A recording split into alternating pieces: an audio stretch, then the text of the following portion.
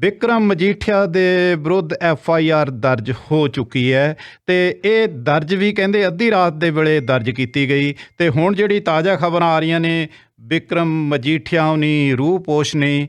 ਤੇ ਹੁਣ ਸਵਾਲ ਮੇਰਾ ਇਹ ਹੈ ਪੰਦੇਰ ਸਾਹਿਬ, ਤੁਹਾਡੇ ਲਈ ਪਹਿਲਾ ਸਵਾਲ, ਕੀ ਬਿਕਰਮ ਮਜੀਠੀਆ ਦੀ ਗ੍ਰਿਫਤਾਰੀ ਅਗਲੇ ਦਿਨ ਹੀ ਸੰਭਵ ਹੈ ਜਾਂ ਫਿਰ ਕੋਈ ਹੋਰ ਪੈਂਤੜਾ ਵਰਤਿਆ ਜਾ ਸਕਦਾ ਹੈ? ਕੀ ਹੋ ਸਕਦਾ? ਵਾਟ ਨੈਕਸਟ? ਮੇਰਾ ਸਵਾਲ ਇਹ ਹੈ। ਬਸੋਤਾ ਸਾਹਿਬ, ਪਹਿਲੀ ਗੱਲ ਤਾਂ ਬਹੁਤ ਦੇਰ ਕਰਦੀ ਸਿਨੇਮਾ ਤੇ ਯਾਦ ਆਉਂਦੀ ਆ। ਇਹ ਜਿਹੜੀ ਪਿਛਲੀਆਂ ਅਸੈਂਬਲੀ ਦੀਆਂ ਚੋਣਾਂ ਸੀ ਉਸ ਤੋਂ ਪਹਿਲਾਂ ਕਾਂਗਰਸ ਪਾਰਟੀ ਦਾ ਪੂਰਾ ਜੋਰਾਂ ਸ਼ੋਰਾਂ ਦੇ ਨਾਲ ਇਹ ਪ੍ਰਚਾਰ ਸੀ ਕਿ ਜਿਹੜੇ ਨਸ਼ੇ ਦੀ ਤਸਕਰੀ ਕਰਦੇ ਆ ਜਾਂ ਜਿਹੜੇ ਲੋਕਾਂ 'ਚ ਵੇਚਦੇ ਆ ਨਸ਼ਾ, ਉਹਨਾਂ ਦੇ ਜਿਹੜੇ ਵੱਡੇ ਮਗਰਮੱਛ ਨੇ ਉਹ ਅਸੀਂ ਫੜ ਕੇ ਅੰਦਰ ਡੱਕਾਂਗੇ। ਤੇ ਪੰਜਾਬ ਦੇ ਵਿੱਚ ਇਹ ਦੁਹਰਾਉਣ ਦੀ ਕੋਈ ਬੜੀ ਗੱਲ ਹੈ ਨਹੀਂ ਕਿ ਕੈਪਟਨ ਅਮਰਿੰਦਰ ਸਿੰਘ ਨੇ ਗੁਟਕਾ ਸਾਹਿਬ ਦੀ ਸਹੁੰ ਚੁੱਕ ਕੇ ਕਿਹਾ ਸੀ ਕਿ 4 ਮਹੀਨਿਆਂ 'ਚ ਅਸੀਂ ਨਸ਼ੇ ਦਾ ਲੱਕ ਤੋੜ ਦਿਆਂਗੇ। ਉਦੋਂ ਐਕਸਪੈਕਟ ਇਹ ਲੋਕਾਂ ਨੂੰ ਆਸ ਸੀ ਕਿ ਸ਼ਾਇਦ ਔਰ ਬੜਾ ਨਾਂ ਬਿਕਰਮ ਮਜੀਠੀਆ ਦਾ ਇਸ ਦੇ ਨਾਲ ਜੋੜਿਆ ਜਾਂਦਾ ਸੀ। ਬੜੀ ਕਾਂਗਰਸ ਦੇ ਵਿੱਚੋਂ ਵੀ ਬੜੀ ਪ੍ਰੈਸ਼ਰ ਪੈਂਦਾ ਸੀ, ਪਰ ਕੈਪਟਨ ਅਮਰਿੰਦਰ ਸਿੰਘ ਨੇ ਅੱਗੇ ਕਾਰਵਾਈ ਨਹੀਂ ਕੀਤੀ ਇਸ ਦੇ ਉੱਪਰ।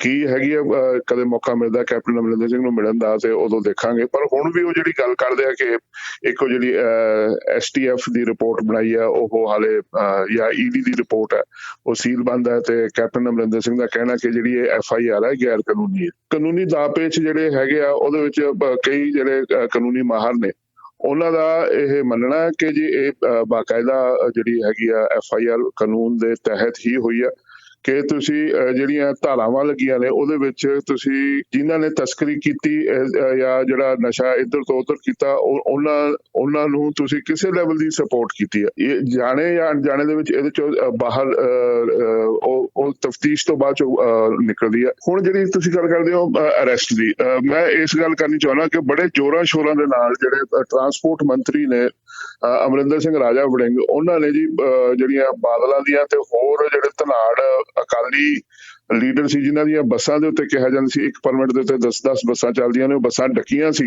ਤੇ ਫਿਰ ਬਾਅਦ ਚੋਂ ਜੀ ਹਾਈ ਕੋਰਟ ਨੇ ਬੜਾ ਹੀ ਤਾੜਨਾ ਕਰਕੇ ਪੰਜਾਬ ਸਰਕਾਰ ਨੂੰ ਕਿਹਾ ਜੀ ਇਹ ਬੱਸਾਂ ਛੱਡੋ ਕਿ ਤੁਸੀਂ ਜਿਹੜਾ ਐਕਸ਼ਨ ਲਿਆ ਬੜਾ ਗੈਰ ਕਾਨੂੰਨੀ ਹੈ। ਜਿਹੜਾ ਹੁਣ ਪ੍ਰੈਸ਼ਰ ਹੈ, ਜਿਹੜਾ ਅਕਾਲੀ ਦਲ ਵੱਲੋਂ ਪ੍ਰੈਸ਼ਰ ਬਣ ਰਿਹਾ ਹੈ ਜਾਂ ਰੈਲੀ ਪੁਆਇੰਟ ਬਣ ਰਿਹਾ ਕਿ ਜੀ ਇਹਨੂੰ ਇੱਕ ਪੋਲੀਟੀਕਲ ਵੈਂਡੇਟਾ ਦਾ ਕੇਸ ਬਣਾ ਰਿਹਾ ਕਿ ਚੋਣਾਂ ਹੁਣ ਕਿਸੇ ਟਾਈਮ ਦੇ ਉੱਤੇ ਵੀ ਜਿਹੜਾ ਮਾਡਲ ਕੋਡ ਆਫ ਕੰਡਕਟ ਹੈ ਜਿਹਨੂੰ ਆਚਾਰ ਸੰਹਿਤਾ ਕਹਿੰਦੇ ਆ ਉਹ ਅਨਾਉਂਸ ਹੋ ਸਕਦੀ ਆ ਕਿਸੇ ਟਾਈਮ ਦੇ ਉੱਤੇ। ਤੇ ਉਦੋਂ ਕੁਝ ਹਫ਼ਤਾ 10 ਦਿਨ ਪਹਿਲਾਂ ਤੁਸੀਂ ਇਹ ਕੇਸ ਦਰਜ ਕਰ ਰਹੇ ਹੋ ਤੇ ਇਹ ਪੋਲੀਟੀਕਲ ਵੈਂਡੇਟਾ ਦਾ ਕੇਸ ਹੈ। ਹੁਣ ਇਹ ਜੇ ਆਪਣਾ ਬਿਕਰਮ ਮਜੀਠੀਆ ਕੀ ਕੋਰਟ ਦੇ ਵਿੱਚ ਵੀ ਜਾਂਦੇ ਆ, ਕਿਉਂਕਿ ਜਿਹੜੇ ਕੋਰਟ ਦੇ ਵਿੱਚ ਵੀ ਇਹ ਕੇਸ ਜਿਹੜਾ ਚੱਲ ਰਿਹਾ ਸੀ ਉਹਦੇ ਵਿੱਚ ਵੀ ਬਿਕਰਮ ਮਜੀਠੀਆ ਨੇ ਇੱਕ ਅਰਜ਼ੀ ਲਗਾਈ ਸੀ, ਉਹਦਾ ਵੀ ਹਾਲੇ ਫੈਸਲਾ ਨਹੀਂ ਹੋਇਆ, ਜਿਸ 'ਚ ਉਹਨਾਂ ਨੇ ਕਿਹਾ ਸੀ ਮੈਨੂੰ ਇਹਦਾ ਪਾਰਟੀ ਬਣਾਇਆ ਜਾਵੇ।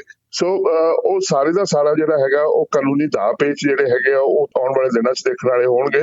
ਪਰ ਇਸ ਦੇ ਨਾਲ ਜਿਹੜੀ ਹੈਗੀ ਆ ਪੂਰੀ ਫੇਰ ਜਿਹੜਾ ਮੁੱਦਾ ਜਿਹੜਾ ਹੈ ਉਹ ਵਾਪਸ ਜਿਹੜੀ ਨਸ਼ਿਆਂ ਦੀ ਤਸਕਰੀ ਹੈ, ਜਿਹੜੀ ਕੱਲੀ ਸਿਰਫ ਪੰਜਾਬ 'ਚ ਨਹੀਂ ਇੱਕ ਕੌਮਾਂਤਰੀ ਤੌਰ ਤੇ ਇੱਕ ਨਾਸੂਰ ਬਣ ਚੁੱਕਿਆ, ਖਾਸ ਤੌਰ ਤੇ ਸਾਡੀ ਜਿਹੜੀ ਯੰਗਰ ਜਨਰੇਸ਼ਨ ਆ ਉਹਦੇ ਵਾਸਤੇ ਚੋਣ ਮੁੱਦਾ ਬਣਨ ਦੀ ਤਿਆਰੀ ਹੈ। ਪਹਿਲਾਂ ਸੋਚਿਆ ਇਹ ਜਾਂਦਾ ਸੀ ਕਿ ਸਿਰਫ ਜਿਹੜੇ ਕਿਸਾਨੀ ਮੁੱਦੇ ਨੇ ਜਾਂ ਜਿਹੜਾ ਕਿਸਾਨੀ ਅੰਦੋਲਨ ਨੇ ਜਿਹੜੇ ਮੁੱਦੇ ਖੜੇ ਕੀਤੇ ਨੇ ਸਿਰਫ ਉਹੀ ਹੋਣਗੇ। ਇਹ ਵਾਪਸ 5 ਸਾਲ ਬਾਅਦ ਜਿਹੜਾ ਡਰੱਗਸ ਦਾ ਮੁੱਦਾ ਵਾਪਸ ਫੇਰ ਖੜਾ ਹੋ ਰਿਹਾ ਜੀ। ਪੰਦੇਰ ਸਾਹਿਬ, ਸੰਧੂ ਸਾਹਿਬ, ਇਹ ਹੁਣੇ ਲਾਸਟ ਲਾਈਨ ਪੰਦੇਰ ਸਾਹਿਬ ਨੇ ਕਹੀ ਹੈ, ਇਹ ਇਸ ਵਾਰ ਇਲੈਕਸ਼ਨ ਦੇ ਵਿੱਚ ਮੁੱਖ ਮੁੱਦਾ ਬਣ ਕੇ ਉੱਭਰੇਗਾ। ਤੇ ਜਿਹੜੀ ਹੁਣ ਤੱਕ ਦੀ ਅਪਡੇਟ ਹੈ ਬਿਕਰਮ ਮਜੀਠੀਆ ਉਨੀ ਰੂਹ ਪੋਸ਼ ਨੇ, ਤੇ ਨਾਲ ਇਹ ਵੀ ਖਬਰਾਂ ਮਿਲੀਆਂ ਨੇ ਜਦੋਂ ਅੱਧੀ ਰਾਤ ਵੇਲੇ FIR ਦਰਜ ਹੋਈ ਹੈ ਉਸ ਤੋਂ ਬਾਅਦ ਜਦੋਂ ਮੋਬਾਈਲ 'ਚ ਉਹਨਾਂ ਨੂੰ ਟਰੇਸ ਕਰਨ ਦੀ ਕੋਸ਼ਿਸ਼ ਕੀਤੀ ਹੈ, ਮੋਬਾਈਲ ਦੇ ਉਹਨਾਂ ਦਾ ਚੰਡੀਗੜ੍ਹ ਦਾ ਸੀਗਾ ਲੋਕੇਸ਼ਨ ਆ ਰਹੀ ਸੀ, ਲੇਕਿਨ ਜਦੋਂ ਪੁਲਿਸ ਪਹੁੰਚੀ ਉੱਥੇ ਤਾਂ ਉਹ ਮੋਬਾਈਲ ਹੀ ਸੀ ਇਕੱਲਾ ਬਿਕਰਮ ਮਜੀਠੀਆ ਉੱਤੋਂ ਰੂਹ ਪੋਸ਼ ਸੀ, ਅਜੇ ਤੱਕ ਹੱਥ ਨਹੀਂ ਲੱਗੇ। ਤੁਹਾਨੂੰ ਕੀ ਲੱਗਦਾ ਹੈ ਕਿ ਇਸ ਦੀ ਗ੍ਰਿਫਤਾਰੀ ਦੇ ਮਾਮਲੇ 'ਚ, ਇਸ ਮਾਮਲੇ ਦੇ ਬਾਰੇ ਤੁਸੀਂ ਕੀ ਕਹਿਣਾ ਚਾਹੁੰਦੇ ਹੋ? ਬਸੋਤਾ ਸਾਹਿਬ, ਜੇ ਕੋਈ ਪਿੰਡ ਦਾ ਸਰਪੰਚ ਹੋਵੇ ਨਾ, ਸਰਪੰਚ ਹੋਵੇ ਪਿੰਡ ਦਾ, ਉਹਦੀ ਵੀ ਪਿੰਡ ਦੇ ਵਿੱਚ ਇੰਨੀ ਕੁ ਪੈਠ ਹੁੰਦੀ ਹੈ ਕਿ ਜੇ ਕੋਈ ਬਾਹਰੋਂ ਬੰਦਾ ਐਂਟਰ ਕਰਦਾ, ਚਾਹੇ ਉਹ ਉਹਦੇ ਕਿਸੇ ਵਿਰੋਧੀ ਧੜੇ ਦੇ ਘਰ 'ਚ ਆਵੇ ਤੇ ਚਾਹੇ ਕਿਸੇ ਉਹਦੇ ਲਿਹਾਜ਼ ਵਾਲੇ ਦੇ ਘਰ 'ਚ ਆਵੇ, ਉਹਨੂੰ ਪਤਾ ਲੱਗ ਜਾਂਦਾ ਕਿ ਫਲਾਣੇ ਦੇ ਘਰ ਫਲਾਣਾ ਪ੍ਰਾਹੁਣਾ ਆਇਆ ਅੱਜ। ਤੇ ਇਹ ਤਾਂ ਸਾਬਕਾ ਮੰਤਰੀ ਰਹਿ ਚੁੱਕੇ ਨੇ, ਪੁਲਿਸ ਅਫਸਰਾਂ ਨਾਲ ਇਹਨਾਂ ਦਾ ਗੱਠਜੋੜ ਹੈ, ਇਹਨਾਂ ਦੀ ਸਾਂਝ ਭਿਆਲੀ ਹੈ, ਇਹਨਾਂ ਦੇ ਸੰਬੰਧ ਨੇ।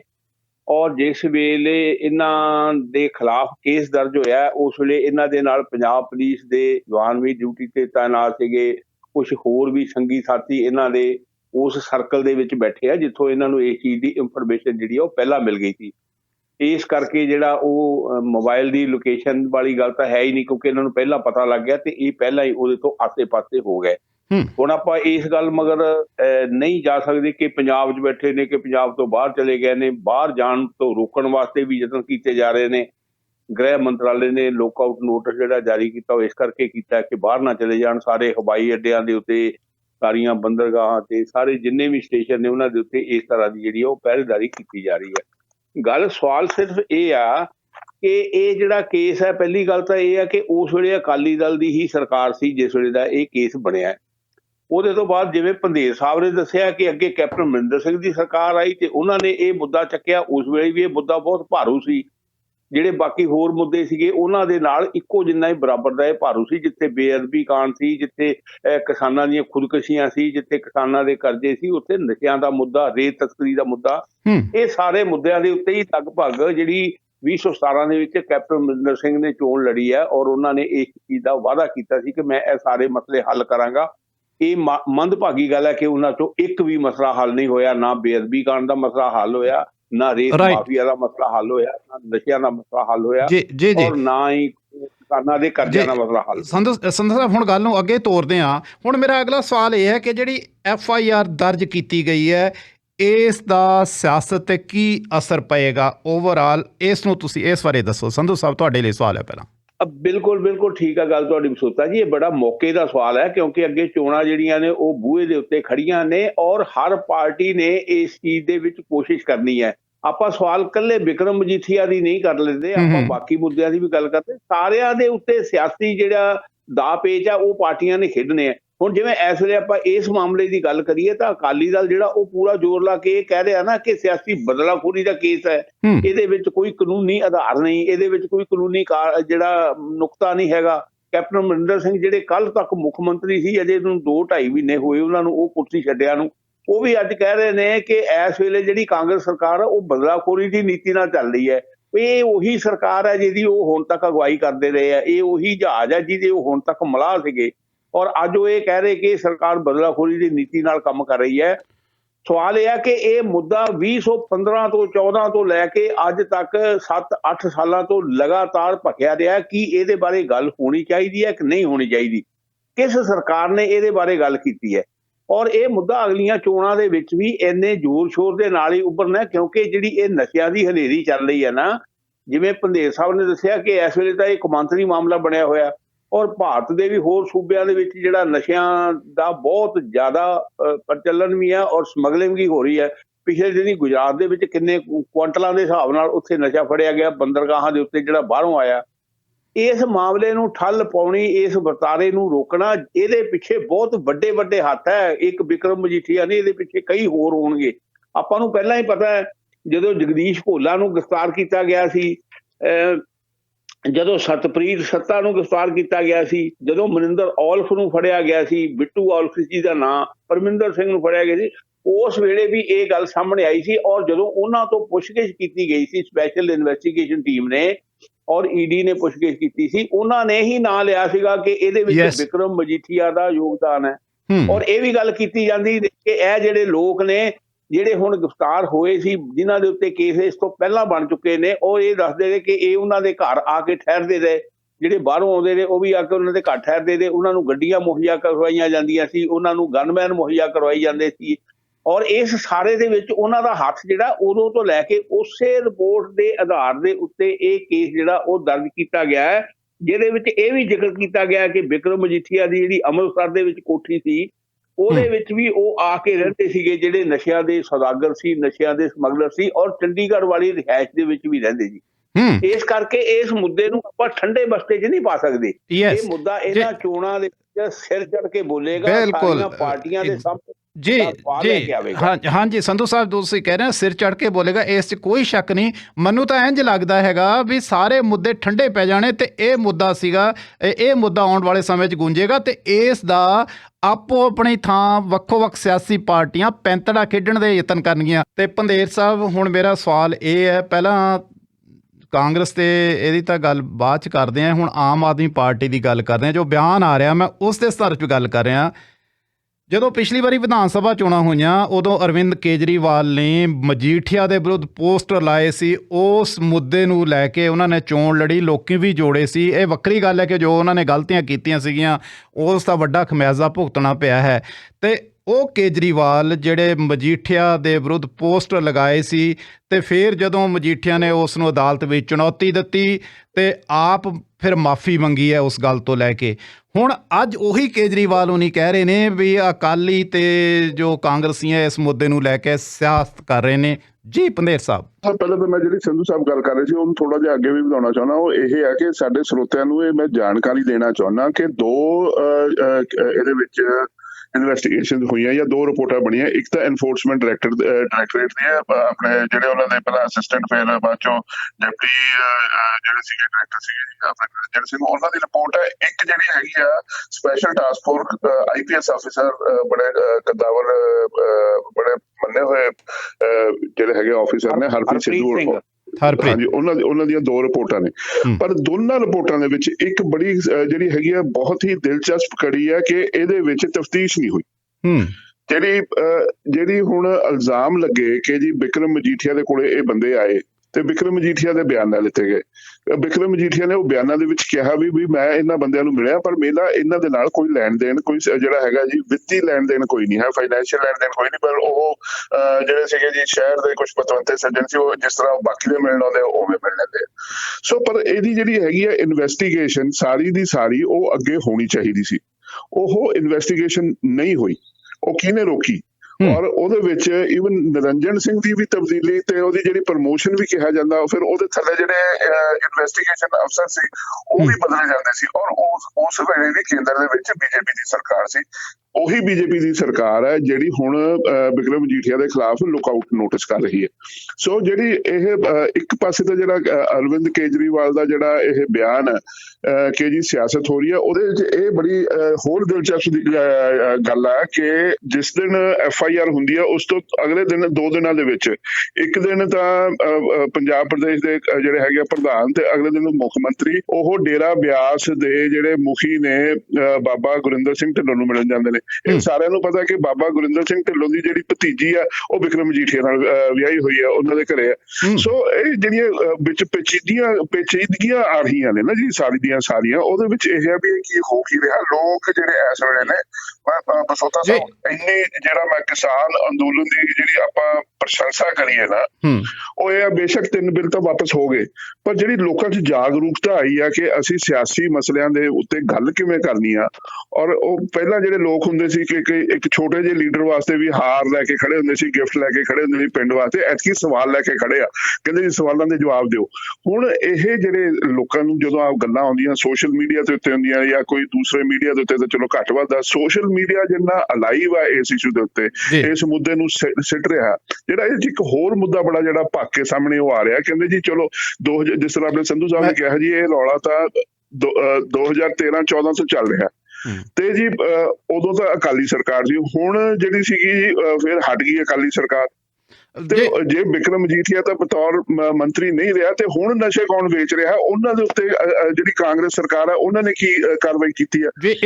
ਲੋਕ ਜੇ ਪੰਧੇਰ ਸਾਹਿਬ ਇਸ ਤੋਂ ਪਹਿਲਾਂ ਸੰਧੂ ਸਾਹਿਬ ਨਾਲ ਗੱਲ ਕਰੀਏ, ਮੇਰਾ ਤੁਹਾਨੂੰ ਸੰਖੇਪ ਦੇ ਵਿੱਚ ਮੈਂ ਜਵਾਬ ਚਾਹਾਂਗਾ ਕਿ ਹੁਣ ਜਿਸ ਤਰ੍ਹਾਂ ਅਕਾਲੀਆਂ ਨੂੰ ਇਹਨਾਂ ਨੇ ਘੇਰਨ ਦੀ ਕੋਸ਼ਿਸ਼ ਕੀਤੀ ਹੈ, ਇਲੈਕਸ਼ਨ ਦਾ ਬਿਗਲ ਕਿਸੇ ਸਮੇਂ ਵੀ ਵੱਜ ਸਕਦਾ ਹੈ ਤੇ ਕੁਝ ਜਿਹੜੇ ਸਿਆਸੀ ਮਾਹਰ ਨੇ, ਕਾਨੂੰਨੀ ਮਾਹਰ ਨੇ, ਉਹ ਇਹ ਵੀ ਕਹਿ ਸਕਦੇ ਨੇ ਕਿ ਬਾਜੀ ਕਾਂਗਰਸ ਨੂੰ ਪੁੱਠੀ ਵੀ ਪੈ ਸਕਦੀ ਹੈ ਕਿਉਂਕਿ ਕਾਂਗਰਸ ਨੇ ਇਹ ਰੱਜ ਕੇ ਪ੍ਰਚਾਰ ਕਰਨਾ। ਦੇਖੋ ਜੀ ਜੋ ਨਸ਼ਿਆਂ ਦਾ ਸੋ ਕਾਲਡ ਕਥਿਤ ਸਰਗਨਾ ਸੀਗਾ ਉਸ ਨੂੰ ਅਸੀਂ ਕਾਬੂ ਕਰ ਲਿਆ ਹੈਗਾ ਤੇ ਇਸ ਦੇ ਨਾਂ 'ਤੇ ਵੋਟਾਂ ਲੈਣਗੇ। ਪਰ ਜਿਹੜੇ ਕਾਨੂੰਨੀ ਮਾਹਰ ਨੇ ਉਹ ਇਹ ਕਹਿੰਦੇ ਨੇ ਬਾਜੀ ਪੁੱਠੀ ਪੈ ਸਕਦੀ ਹੈ, ਅਗਰ ਉਹ ਦੋਸ਼ ਨਾ ਸਾਬਤ ਕਰ ਸਕੇ ਤਾਂ ਬਿਲਕੁਲ ਇਹਨਾਂ ਦੀ ਕਿਰਕਰੀ ਹੋਣ ਦੀ ਸੰਭਾਵਨਾ ਹੈ ਕਾਂਗਰਸੀਆਂ ਦੀ। ਜੀ ਨਹੀਂ, ਦੋਸ਼ ਤਾਂ ਸਾਬਤ ਜਾਂ ਨਾ ਸਾਬਤ ਹੋਣ ਵਾਸਤੇ ਥੋੜਾ ਟਾਈਮ ਹੈ।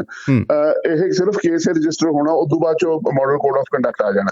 ਪਰ ਗੱਲ ਉਹੀ ਆਉਂਦੀ ਹੈ ਜੇ ਹਾਈ ਕੋਰਟ ਦੇ ਵਿੱਚੋਂ ਬਿਕਰਮ ਮਜੀਠੀਆ ਨੂੰ ਸਟੇ ਹੋ ਜਾਂਦੀ ਹੈ ਜੀ, ਇਹ ਉਹਨਾਂ ਦੀ ਜਿਵੇਂ ਹੁਣ ਲੁੱਕ ਆਊਟ ਨੋਟਿਸ ਨੇ ਜਾਂ ਸਾਰੇ ਦੇ ਸਾਰਾ ਉਹ ਜੇ ਇਹ ਸਾਬਤ ਕਰ ਜਾਂਦੇ ਨੇ ਕਿ ਮੈਨੂੰ ਇਹ ਇਲੈਕਸ਼ਨ ਲੜਨ ਤੋਂ ਰੋਕਣ ਵਾਸਤੇ ਇਹ ਸਾਰੀ ਦੀ ਸਾਰੀ ਕਾਰਵਾਈ ਆ, ਇਹਨਾਂ ਕੋਲੇ ਟਾਈਮ ਸੀਗਾ, ਇਹਨਾਂ ਨੇ ਉਦੋਂ ਕੋਈ ਕਾਰਵਾਈ ਨਹੀਂ ਕੀਤੀ, ਐਨ ਮੌਕੇ ਤੇ ਆ ਕੇ ਇਹਨਾਂ ਨੇ ਆ ਕਾਰਵਾਈਆਂ ਕਰ ਰਹੇ, ਇਹ ਮੈਨੂੰ ਪੋਲੀਟੀਕਲੀ ਹਾਰਮ ਖਤਮ ਕਰਨ ਵਾਸਤੇ ਇਹਨਾਂ ਨੇ ਕੀਤੀ ਆ। ਉਹਦੇ ਵਿੱਚ ਹਾਈ ਕੋਰਟ ਕੀ ਫੈਸਲਾ ਲੈਂਦਾ, ਜੇ ਸਰਕਾਰ, ਜਿਸ ਤਰ੍ਹਾਂ ਮੈਂ ਪਹਿਲਾਂ ਗੱਲ ਕੀਤੀ ਆ ਟਰਾਂਸਪੋਰਟ ਮੰਤਰੀ ਦੇ ਖਿਲਾਫ ਜਾਂ ਟਰਾਂਸਪੋਰਟ ਮਹਿਕਮੇ ਦੇ ਖਿਲਾਫ ਹੁਣ ਹਾਈ ਕੋਰਟ ਦਾ ਜਿਹੜਾ ਫੈਸਲਾ ਆ ਗਿਆ, ਜੇ ਇਹੋ ਜਿਹਾ ਕੋਈ ਫੈਸਲਾ ਆ ਜਾਂਦਾ ਫਿਰ ਜਿਹੜੀ ਹੈਗੀ ਆ ਕਾਂਗਰਸ ਦੇ ਕੋਲੇ, ਸਪੈਸ਼ਲੀ ਨਵਜੋਤ ਸਿੱਧੂ ਦੇ ਕੋਲੇ, ਜਿਹੜਾ ਉਹ ਕਹਿੰਦੇ ਸੀ ਮੈਂ 6 ਫੁੱਟਾ ਕਾਂ ਟੰਗਣਾ, ਉਹ ਫਿਰ ਉਹਦੇ ਚ ਆਧਾਰ ਨਹੀਂ ਰਹਿ ਜਾਂਦਾ। ਨਾ ਹੀ ਹੁਣ ਤਾਂ ਜਿਹੜੀ ਆਪਾਂ ਇਹ ਕਹਿ ਸਕਦੇ ਹਾਂ ਕਾਂਗਰਸ ਦੇ ਤਾਂ ਜਿਹੜੇ ਸੱਪ ਦੇ ਮੂੰਹ ਚ ਕੋੜ ਕਿਰਲੀ ਆ, ਨਾ ਤਾਂ ਚੁੱਕਿਆ ਗੱਲ ਬਣਦੀ ਆ ਨਾ ਨਿਕਲਦੇ ਆ। ਜੇ ਹੁਣ ਇਸ ਗੱਲ ਦੇ ਉੱਤੇ ਹਾਈ ਕੋਰਟ ਜਿਹੜੀ ਹੈਗੀ ਆ ਕੋਈ ਫੈਸਲਾ ਲੈਂਦੀ ਆ, ਫਿਰ ਤੁਹਾਡੇ ਕੋਲੇ ਲੋਕਾਂ ਕੋਲੇ ਨਹੀਂ ਜਾਇਆ ਜਾਂਦਾ। ਜੇ ਕੋਈ ਇਹਦੇ ਉੱਤੇ ਐਕਸ਼ਨ ਨਹੀਂ ਲਿਆ ਤਾਂ ਲੋਕਾਂ ਨੇ ਫਿਰ ਪੁੱਛਣਾ ਵੀ ਤੁਸੀਂ ਕਿਹੜੇ ਨਸ਼ੇ ਤਸਕਰ ਫੜੇ ਆ। ਕਾਂਗਰਸ ਵਾਸਤੇ ਬਹੁਤ ਮੁਸ਼ਕਿਲ ਸਿਚੁਏਸ਼ਨ ਬਣਦੀ ਜਾ ਰਹੀ ਹੈ। ਜੀ ਸੰਧੂ ਸਾਹਿਬ, ਹੁਣੇ ਪੰਧੇਰ ਸਾਹਿਬ ਨੇ ਕਿਹਾ ਹੈ ਕਾਂਗਰਸ ਲਈ ਸੱਪ ਦੇ ਮੂੰਹ 'ਚ ਕੋੜ ਕਿਰਲੀ ਵਾਲੀ ਗੱਲ ਹੈ। ਜੇ ਕਿਤੇ ਉਹ ਸਟੇ ਲੈ ਲੈਂਦੇ ਨੇ ਇਸ ਮਾਮਲੇ ਦੇ ਵਿੱਚ ਹਾਈ ਕੋਰਟ 'ਚ ਜਾ ਕੇ, ਤਾਂ ਬਾਜੀ ਪੁੱਠੀ ਵੀ ਪੈ ਸਕਦੀ ਹੈ ਕਾਂਗਰਸ ਨੂੰ। ਤੁਹਾਡੀ ਕੀ ਓਪੀਨੀਅਨ ਹੈ ਇਸ ਦੇ ਬਾਰੇ? ਇਹ ਤਾਂ ਗੱਲ ਕਲੀਅਰ ਹੀ ਆ ਜੀ ਕਿ ਜੇ ਉਹ ਚੀਜ਼ ਸਾਬਤ ਨਹੀਂ ਹੁੰਦੀ ਅਦਾਲਤ ਦੇ ਵਿੱਚ ਜਾ ਕੇ ਤਾਂ ਉਹ ਮਾਮਲਾ ਪੁੱਠਾ ਪੈ ਸਕਦਾ ਹੈ। ਜੇ ਅਦਾਲਤ ਵੱਲੋਂ ਬਿਕਰਮ ਮਜੀਠੀਆ ਨੂੰ ਕੋਈ ਰਾਹਤ ਮਿਲ ਜਾਂਦੀ ਹੈ ਤੇ ਅਕਾਲੀ ਦਲ ਜਿਹੜਾ ਇਸ ਵੇਲੇ ਪਿਛਲੇ 6 ਮਹੀਨਿਆਂ ਤੋਂ ਪੰਜਾਬ ਦੇ ਵਿੱਚ ਧੂਆਂਧਾਰ ਪ੍ਰਚਾਰ ਕਰ ਰਿਹਾ ਹੈ, ਸੁਖਬੀਰ ਬਾਦਲ ਨੇ ਇੱਕ ਹਲਕਾ ਹੁਣ ਤੱਕ ਗਾਹ ਲਿਆ ਹੈ, ਤੇ ਉਹ ਇਸ ਚੀਜ਼ ਦਾ ਪ੍ਰਚਾਰ ਕਿਸ ਢੰਗ ਦੇ ਨਾਲ ਕਰਨਗੇ, ਕਿੰਨਾ ਕਰਨਗੇ, ਇਹ ਤਾਂ ਆਪਾਂ ਸਮਝਦੇ ਹੀ ਹਾਂ। ਉਹਨਾਂ ਨੇ ਜਿਹੜਾ ਕਿਸਾਨੀ ਅੰਦੋਲਨ ਦੇ ਵਿੱਚ ਉਹਨਾਂ ਨੂੰ ਥੋੜਾ ਜਿਹਾ ਡਰਾਬੈਕ ਲੱਗਾ ਸੀ, ਉਹਨੂੰ ਵੀ ਕਵਰ ਕਰਨ ਦੀ ਕੋਸ਼ਿਸ਼ ਕੀਤੀ ਹੈ ਔਰ ਕਾਫੀ ਹੱਦ ਤੱਕ ਉਹਨਾਂ ਨੇ ਕਵਰ ਕਰ ਲਿਆ। ਜਿਹੜੀ ਕਾਂਗਰਸ ਵਾਲੇ ਸੀਗੇ ਇਹ ਆਪਸ ਵਿੱਚ ਹੀ ਗੁੱਥਮ-ਗੁੱਥੀ ਹੁੰਦੇ ਰਹੇ। ਹੁਣ ਇਹਦੇ ਵਿੱਚ ਨਾ ਤਾਂ ਅੱਜ ਤੱਕ ਬਿਕਰਮ ਸਿੰਘ ਮਜੀਠੀਆ ਦੇ ਕੋਲੋਂ ਕੋਈ ਨਿੱਠ ਕੇ ਜਾਂਚ ਹੋਈ ਹੈ। ਇਹ ਬੇਸ਼ੱਕ ਦੋਸ਼ ਉਹਨਾਂ ਦੇ ਉੱਤੇ ਲਾਏ ਗਏ ਕਿ ਲੋਕ ਇਹਨਾਂ ਦੇ ਘਰ ਵਿੱਚ ਆ ਕੇ ਠਹਿਰਦੇ ਰਹੇ, ਉਹਨਾਂ ਨੂੰ ਗੱਡੀਆਂ ਪ੍ਰੋਵਾਈਡ ਕਰਦੇ ਰਹੇ, ਉਹਨਾਂ ਨੂੰ ਗਨਮੈਨ ਦਿੰਦੇ ਰਹੇ। ਉਹਦੇ ਕੋਈ ਸਬੂਤ ਨਹੀਂ, ਉਹਦੀ ਕੋਈ ਵੀਡੀਓ ਨਹੀਂ, ਉਹਦੀ ਕੋਈ ਆਡੀਓ ਨਹੀਂ, ਉਹਦੇ ਬਾਰੇ ਕੋਈ ਦਸਤਾਵੇਜ਼ ਨਹੀਂ। ਜਾਂ ਜਿਹੜੇ ਲੋਕ ਇਹਨਾਂ ਦੇ ਘਰ ਵਿੱਚ ਆ ਕੇ ਰਹੇ ਸੀ ਉਹਦੇ ਕਿਹਦੇ ਕੋਲੋਂ ਕੀ ਕੁਝ ਬਰਾਮਦ ਹੋਇਆ, ਇਹਦੇ ਬਾਰੇ ਕੋਈ ਨਹੀਂ। ਇਹ ਸਿਰਫ ਹੋਇਆ ਤਾਂ ਇਹ ਹੈ ਨਾ ਕਿ ਜਦੋਂ ਜਗਦੀਸ਼ ਭੋਲਾ ਨੂੰ ਫੜਿਆ ਗਿਆ ਤੇ ਜਗਦੀਸ਼ ਭੋਲਾ ਨੇ ਬਿਆਨ ਦੇ ਕੇ ਤੇ ਉਹਨਾਂ ਨੇ ਇਸ ਸਬੰਧ ਦੇ ਵਿੱਚ ਰਾਜ਼ ਖੋਲੇ ਕਿ ਇਹਦੇ ਪਿੱਛੇ ਜਿਹੜਾ ਜੀ ਬਿਕਰਮ ਮਜੀਠੀਆ ਹੈ। ਹੁਣ ਸਿਰਫ ਉਹਦੇ ਕਹਿਣ ਦੇਣ ਨਾਲ ਬਿਕਰਮ ਮਜੀਠੀਆ ਦੇ ਉੱਤੇ ਸਾਰੇ ਦੋਸ਼ ਨਹੀਂ ਲੱਗ ਜਾਂਦੇ। 6000 ਕਰੋੜ ਰੁਪਏ ਦਾ ਜਿਹੜਾ ਇਹ ਰੈਕਟ ਸੀਗਾ ਔਰ ਜਿਹਦਾ ਖੁਲਾਸਾ 2013 ਚ ਹੋਇਆ, ਔਰ ਕੈਨੇਡਾ ਦਾ ਇੱਕ ਅਨੂਪ ਸਿੰਘ ਨਾਂ ਦਾ ਬੰਦਾ ਸੀ, ਜਦੋਂ ਉਹ ਗ੍ਰਿਫਤਾਰ ਹੋਇਆ ਸਾਰੀ ਗੱਲ ਜਿਹੜੀ ਸੀ ਫਿਰ ਉਸ ਤੋਂ ਅੱਗੇ ਨਿਕਲੀ ਕਿ ਕਿੱਥੋਂ ਆਂਦਾ ਸੀ ਨਸ਼ਾ ਤੇ ਕਿੱਦਾਂ ਤਿਆਰ ਹੁੰਦਾ ਰਿਹਾ। ਪਰ ਬਿਕਰਮਜੀਤ ਸਿੰਘ ਮਜੀਠੀਆ ਦੇ ਖਿਲਾਫ ਉਸ ਵੇਲੇ ਜਿਹੜੀ ਜਾਂਚ ਟੀਮ ਸੀ ਉਹਦੇ ਵੱਲੋਂ ਕੋਈ ਬਹੁਤ ਵੱਡੀ ਪੁੱਛਗਿੱਛ ਨਹੀਂ ਕੀਤੀ ਗਈ, ਨਾ ਕੋਈ ਸਬੂਤ ਆਏ, ਕਿਉਂਕਿ ਉਸ ਵੇਲੇ ਅਕਾਲੀ ਦਲ ਦੀ ਸਰਕਾਰ ਸੀ। ਉਹਦੇ ਤੋਂ ਬਾਅਦ ਇਹ ਗੱਲ ਜਿਹੜੀ ਹੈ ਨਾ, ਇਹਨੂੰ ਬਸੋਤਾ ਜੀ ਪੂਰੀ ਤਰ੍ਹਾਂ ਧਿਆਨ ਵਿੱਚ ਰੱਖਣਾ ਪਏਗਾ। ਉਸ ਵੇਲੇ ਅਕਾਲੀ ਦਲ ਦੀ ਸਰਕਾਰ ਸੀ, ਕੋਈ ਜਾਂਚ ਨਹੀਂ ਹੋ ਸਕੀ, ਮਾਮਲਾ ਜਿਹੜਾ ਸੀ ਉਹਨੂੰ ਰੋਲ ਦਿੱਤਾ ਗਿਆ। 2014 ਦੇ ਵਿੱਚ ਜੇ ਇਹਨਾਂ ਕੋਲੋਂ ਬਿਕਰਮਜੀਤ ਮਜੀਠੀਆ ਕੋਲੋਂ ਥੋੜੀ ਬਹੁਤੀ ਪੁੱਛਗਿੱਛ ਕੀਤੀ ਵੀ ਗਈ ਹੈ ਈਡੀ ਵੱਲੋਂ, ਤੇ ਉਹਦੇ ਵਿੱਚ ਵੀ ਸਿਰਫ ਗੋਂਗਲੂਆਂ ਤੋਂ ਮਿੱਟੀ ਝਾੜਨ ਵਾਲੀ ਗੱਲ ਹੋਈ ਹੈ, ਕੋਈ ਸੋਲਿਡ ਗੱਲ ਨਹੀਂ ਹੋਈ। ਤੇ ਜਦੋਂ ਕੈਪਟਨ ਅਮਰਿੰਦਰ ਸਿੰਘ ਦੀ ਸਰਕਾਰ ਆਈ ਤੇ ਕੈਪਟਨ ਅਮਰਿੰਦਰ ਸਿੰਘ ਉੱਤੇ ਅੱਜ ਤੱਕ ਇਹੀ ਦੋਸ਼ ਲੱਗ ਰਹੇ ਨੇ ਕਿ ਉਹ ਤੇ ਬਾਦਲ ਪਰਿਵਾਰ ਜਿਹੜੇ ਸੀ ਇਹ ਮਿਲ ਕੇ ਗੇਮ ਖੇਡਦੇ ਰਹੇ। ਸੰਧੂ ਸਾਹਿਬ ਹਾਂ ਜਿਹੜੀ ਗੱਲ ਕਹੀ ਹੈ ਮੈਂ ਇਸੇ ਤੇ ਤਵੱਜੋ ਦੇਣਾ ਚਾਹਾਂਗਾ। ਜਿਹੜਾ ਉਸ ਤੇ ਦੋਸ਼ ਲੱਗ ਰਹੇ ਸੀ ਬਿਕਰਮ ਮਜੀਠੀਆ ਦੇ ਨਾਲ ਕਿਸੇ ਨਾ ਕਿਸੇ ਤਰ੍ਹਾਂ ਗੱਠਜੋੜ ਹੈ ਕੈਪਟਨ ਦੀ, ਅਸਲੀਅਤ ਕੀ ਹੈ? ਕਿਉਂਕਿ ਤੁਸੀਂ ਬਹੁਤ ਦੇਰ ਤੋਂ ਪੱਤਰਕਾਰੀ 'ਚ ਵਿਅਸਤ ਹੋ, ਬੜੀ ਗਹਿਰਾਈ 'ਚ ਪੱਤਰਕਾਰੀ ਕਰ ਰਹੇ ਹੋ। ਕਿੰਨਾ ਕੁ ਵਜਨ ਹੈ ਕਿ ਕੈਪਟਨ ਦੀ ਸਾਂਝ ਸੀ ਇਸ ਮਾਮਲੇ ਦੇ ਵਿੱਚ? ਇਹ ਜਿਹੜਾ ਨਾ ਇਹ ਵੀ ਇੱਕ ਬਹੁਤ ਵੱਡੀ ਅੰਦਰ ਜਿਹੜੀ ਸਾਜ਼ਬਾਜ਼ ਹੈ, ਜਿਹਦੇ ਵਿੱਚ ਸਿਰਫ ਕੈਪਟਨ ਅਮਰਿੰਦਰ ਜਾਂ ਅਕਾਲੀ ਦਲ ਨਹੀਂ ਹੈ, ਇਹਦੇ ਵਿੱਚ ਜਿਹੜਾ ਸੈਂਟਰ ਦੀ ਇਸ ਵੇਲੇ ਸਰਕਾਰ ਹੈ, ਇਹਦੀਆਂ ਕੁੰਡੀਆਂ ਉੱਥੇ ਤੱਕ ਫਸੀਆਂ ਹੋਈਆਂ ਇੱਕ ਦੂਜੇ ਦੇ ਨਾਲ। ਉਹਦੇ ਵਿੱਚ ਗੱਲ ਇਹ ਹੁੰਦੀ ਹੈ ਕਿ ਜਿਹੜੀ ਸੈਂਟਰ ਦੀ ਸਰਕਾਰ ਹੈ ਉਹ ਵੀ ਕਹਿੰਦੀ ਕਿ ਜੇ ਤੁਸੀਂ ਸਾਡੇ ਖਿਲਾਫ ਏਦਾਂ ਕਰੋਗੇ ਤੇ ਅਸੀਂ ਤੁਹਾਡੇ ਖਿਲਾਫ ਫਿਰ ਆਹ ਕੰਮ ਕਰਾਂਗੇ। ਉਹ ਪਿੱਛੇ ਹਟ ਕੇ ਬਹਿ ਜਾਂਦੇ ਆ। ਜੇ ਅਕਾਲੀ ਦਲ ਵਾਲੇ ਕਹਿੰਦੇ ਕਿ ਅਸੀਂ ਇਹ ਕੰਮ ਕਰਾਂਗੇ ਤੇ ਕੈਪਟਨ ਅਮਰਿੰਦਰ ਕਹਿੰਦਾ ਫਿਰ ਮੈਂ ਤੁਹਾਡੇ ਖਿਲਾਫ ਆਹ ਚੀਜ਼ ਸਾਹਮਣੇ ਲਿਆਵਾਂਗਾ, ਉਹ ਚੁੱਪ ਕਰ ਜਾਂਦੇ ਆ। ਇਹ ਆਪਸ ਦੇ ਵਿੱਚ ਰਲੇ ਹੋਇਆ। ਤੁਸੀਂ ਦੇਖਿਆ ਨਹੀਂ ਜਿਸ ਵੇਲੇ ਇਹਦੇ ਖਿਲਾਫ ਮਜੀਠੀਆ ਦੇ ਖਿਲਾਫ ਕੇਸ ਦਰਜ ਹੋਇਆ ਉਸੇ ਵੇਲੇ ਕੈਪਟਨ ਅਮਰਿੰਦਰ ਦਾ ਬਿਆਨ ਆ ਗਿਆ ਕਿ ਇਹ ਕੇਸ ਗਲਤ ਦਰਜ ਹੋਇਆ। ਇਸ ਦਾ ਸਿਆਸਤ ਤੇ ਕੀ ਅਸਰ ਪਏਗਾ? ਜੀ ਸੰਧੂ ਸਾਹਿਬ ਤੁਹਾਡੇ ਨਾਲ ਗੱਲਬਾਤ ਚੱਲ ਰਹੀ ਸੀ। ਸਿਆਸਤ ਦੇ ਉੱਤੇ ਇਹਦਾ ਅਸਰ ਪੈਣਾ ਹੀ ਆ। ਆਪਾਂ ਇਹ ਗੱਲ ਕਰ ਰਹੇ ਸੀਗੇ ਕਿ ਪਾਰਟੀਆਂ ਦੇ ਵਿੱਚ ਅੰਦਰ ਬਹੁਤ ਜ਼ਿਆਦਾ ਘਾਲਾ ਮਾਲਾ ਹੈ। ਹੁਣ ਇਹਦੇ ਵਿੱਚ ਜੇ ਆਪਾਂ ਦੇਖੀਏ ਨਾ ਕਿ ਆਹ ਜਿਹੜੇ ਤਿੰਨ ਧੜੇ ਨੇ, ਅਕਾਲੀ ਦਲ ਜਿਹੜਾ ਜਾਂ ਕੇਂਦਰ ਦੀ ਜਿਹੜੀ ਸਰਕਾਰ ਆ ਉਹ ਤੇ ਕੈਪਟਨ ਅਮਰਿੰਦਰ ਸਿੰਘ, ਇਹ ਤਿੰਨੇ ਜਿਹੜੇ ਨੇ ਇਹ ਲਕੀਰ ਦੇ ਦੂਜੇ ਪਾਸੇ ਖੜੇ ਨੇ। ਭਾਵੇਂ ਆਪਸ ਵਿੱਚ ਇਹਨਾਂ ਦਾ ਕਿੰਨਾ ਕੁ ਗੂੜ ਹੈ ਜਾਂ ਘੱਟ ਹੈ ਜਾਂ ਵੱਧ ਹੈ, ਪਰ ਇਹ ਉਸ ਲਾਈਨ ਦੇ ਦੂਜੇ ਪਾਸੇ ਖੜੇ ਨੇ। ਔਰ ਜਿਹੜੀ ਚੰਨੀ ਸਰਕਾਰ ਹੈ ਉਹ ਕੱਲੀ ਲਾਈਨ ਤੇ ਦੂਜੇ ਪਾਸੇ ਖੜੀ ਹੈ। ਆਮ ਆਦਮੀ ਪਾਰਟੀ ਜਿਹੜੀ ਹੈ ਉਹ ਵੀ ਉਹਦੇ ਉੱਤੇ ਨੁਕਤਾਚੀਨੀ ਕਰ ਰਹੀ ਹੈ, ਔਰ ਬਹੁਜਨ ਸਮਾਜ ਪਾਰਟੀ ਉਹ ਵੀ ਨੁਕਤਾਚੀਨੀ ਕਰ ਰਹੀ ਹੈ ਉਹਦੇ ਉੱਤੇ। ਬਾਕੀ ਦੀਆਂ ਤਿੰਨੇ ਪਾਰਟੀਆਂ ਵੀ ਉਹਦੇ ਉੱਤੇ ਨੁਕਤਾਚੀਨੀ ਕਰ ਰਹੀਆਂ ਨੇ। ਔਰ ਕਾਂਗਰਸ ਸਰਕਾਰ ਜਿਹੜੀ ਹੈ, ਚੰਨੀ ਸਰਕਾਰ ਹੈ, ਉਹ ਆਪਣੇ ਆਪ ਵਿੱਚ ਵੀ ਇਕਜੁੱਟ ਨਹੀਂ ਹੈ। ਜੇ ਚੰਨੀ ਇੱਕ ਕਦਮ ਅੱਗੇ ਚੁੱਕਦਾ ਤੇ ਨਵਜੋਤ ਸਿੱਧੂ ਉਹਦਾ ਵਿਰੋਧ ਕਰਦਾ, ਤੇ ਜੇ ਨਵਜੋਤ ਸਿੱਧੂ ਕੋਈ ਬਿਆਨ ਦਿੰਦਾ ਤੇ ਚੰਨੀ ਜਿਹੜਾ ਉਹ ਉਸ ਮਾਮਲੇ ਦੇ ਵਿੱਚ ਢਿੱਲ ਮੱਠ ਦਿਖਾਉਂਦਾ। ਜਿਹੜੀ ਡੀਜੀਪੀ ਦੀ ਨਿਯੁਕਤੀ ਹੈ ਪੰਜਾਬ ਦੇ ਵਿੱਚ, ਆਪਾਂ ਨੂੰ ਬਹੁਤ ਸਾਰਾ ਮਾਮਲਾ ਤੇ ਇਸ ਗੱਲ ਤੋਂ ਸਮਝ ਲੱਗ ਜਾਂਦਾ ਕਿ ਡੀਜੀਪੀ ਦੀ ਨਿਯੁਕਤੀ ਨੂੰ ਲੈ ਕੇ ਹੀ ਕਿੰਨਾ ਹੰਗਾਮਾ ਹੋਇਆ। ਫਿਰ ਐਡਵੋਕੇਟ ਜਨਰਲ ਦੀ ਨਿਯੁਕਤੀ ਨੂੰ ਲੈ ਕੇ ਕਿੰਨਾ ਹੰਗਾਮਾ ਹੋਇਆ। ਹੁਣ ਜੁਮਾ 2.5-3 ਮਹੀਨੇ ਤੋਂ ਇਹ ਸਰਕਾਰ ਬਣੀ ਨੂੰ, ਉਹਦੇ ਵਿੱਚ ਇਹਨਾਂ ਨੇ ਆਪਸ ਵਿੱਚ, ਕਿਉਂਕਿ ਪਹਿਲਾਂ ਕੈਪਟਨ ਅਮਰਿੰਦਰ ਸਿੰਘ ਦੇ ਖਿਲਾਫ ਇਹ ਸਾਰੇ ਇਕੱਠੇ ਸੀਗੇ, ਉਹਨਾਂ ਨੂੰ ਸੱਤਾ ਤੋਂ ਲਾਂਭੇ ਕਰ ਦਿੱਤਾ ਗਿਆ। ਇਹਨਾਂ ਨੇ ਸੱਤਾ ਸੰਭਾਲ ਲਈ ਤੇ ਇਹ ਆਪ ਵੀ ਸਾਰੇ ਇਕਜੁੱਟ ਨਹੀਂ। ਇਸ ਕਰਕੇ ਜੇ ਇਸ ਕੇਸ ਦੇ ਵਿੱਚ ਕੋਈ ਢਿੱਲ ਰਹਿੰਦੀ ਆ ਤੇ ਕਾਂਗਰਸ ਨੂੰ ਉਹਦਾ ਖਮਿਆਜਾ ਭੁਗਤਣਾ ਪਏਗਾ। ਦੂਜੇ ਪਾਸੇ ਜੇ ਬਿਕਰਮ ਮਜੀਠੀਆ ਨੂੰ ਇਹਦੇ ਵਿੱਚ ਸੱਚਮੁੱਚ ਕੋਈ ਸਬੂਤ ਜਿਹੜੇ ਆ ਉਹ ਸਾਹਮਣੇ ਲਿਆਂਦੇ ਜਾਂਦੇ ਆ, ਕੋਈ ਠੋਸ ਦਲੀਲਾਂ ਸਾਹਮਣੇ ਲਿਆਂਦੀਆਂ ਜਾਂਦੀਆਂ, ਔਰ ਅਦਾਲਤ ਦੇ ਵਿੱਚ ਬਿਕਰਮ ਮਜੀਠੀਆ ਨੂੰ ਕੋਈ ਸੇਕ ਲੱਗਦਾ ਹੈ, ਜਾਂ ਕੱਲ ਨੂੰ ਮੰਨ ਲਓ ਉਹਦੀ ਜ਼ਮਾਨਤ ਹੀ ਨਹੀਂ ਹੁੰਦੀ, ਤੇ ਅਕਾਲੀ ਦਲ ਵਾਸਤੇ ਸੰਕਟ ਪੈਦਾ ਹੋ ਜਾਏਗਾ।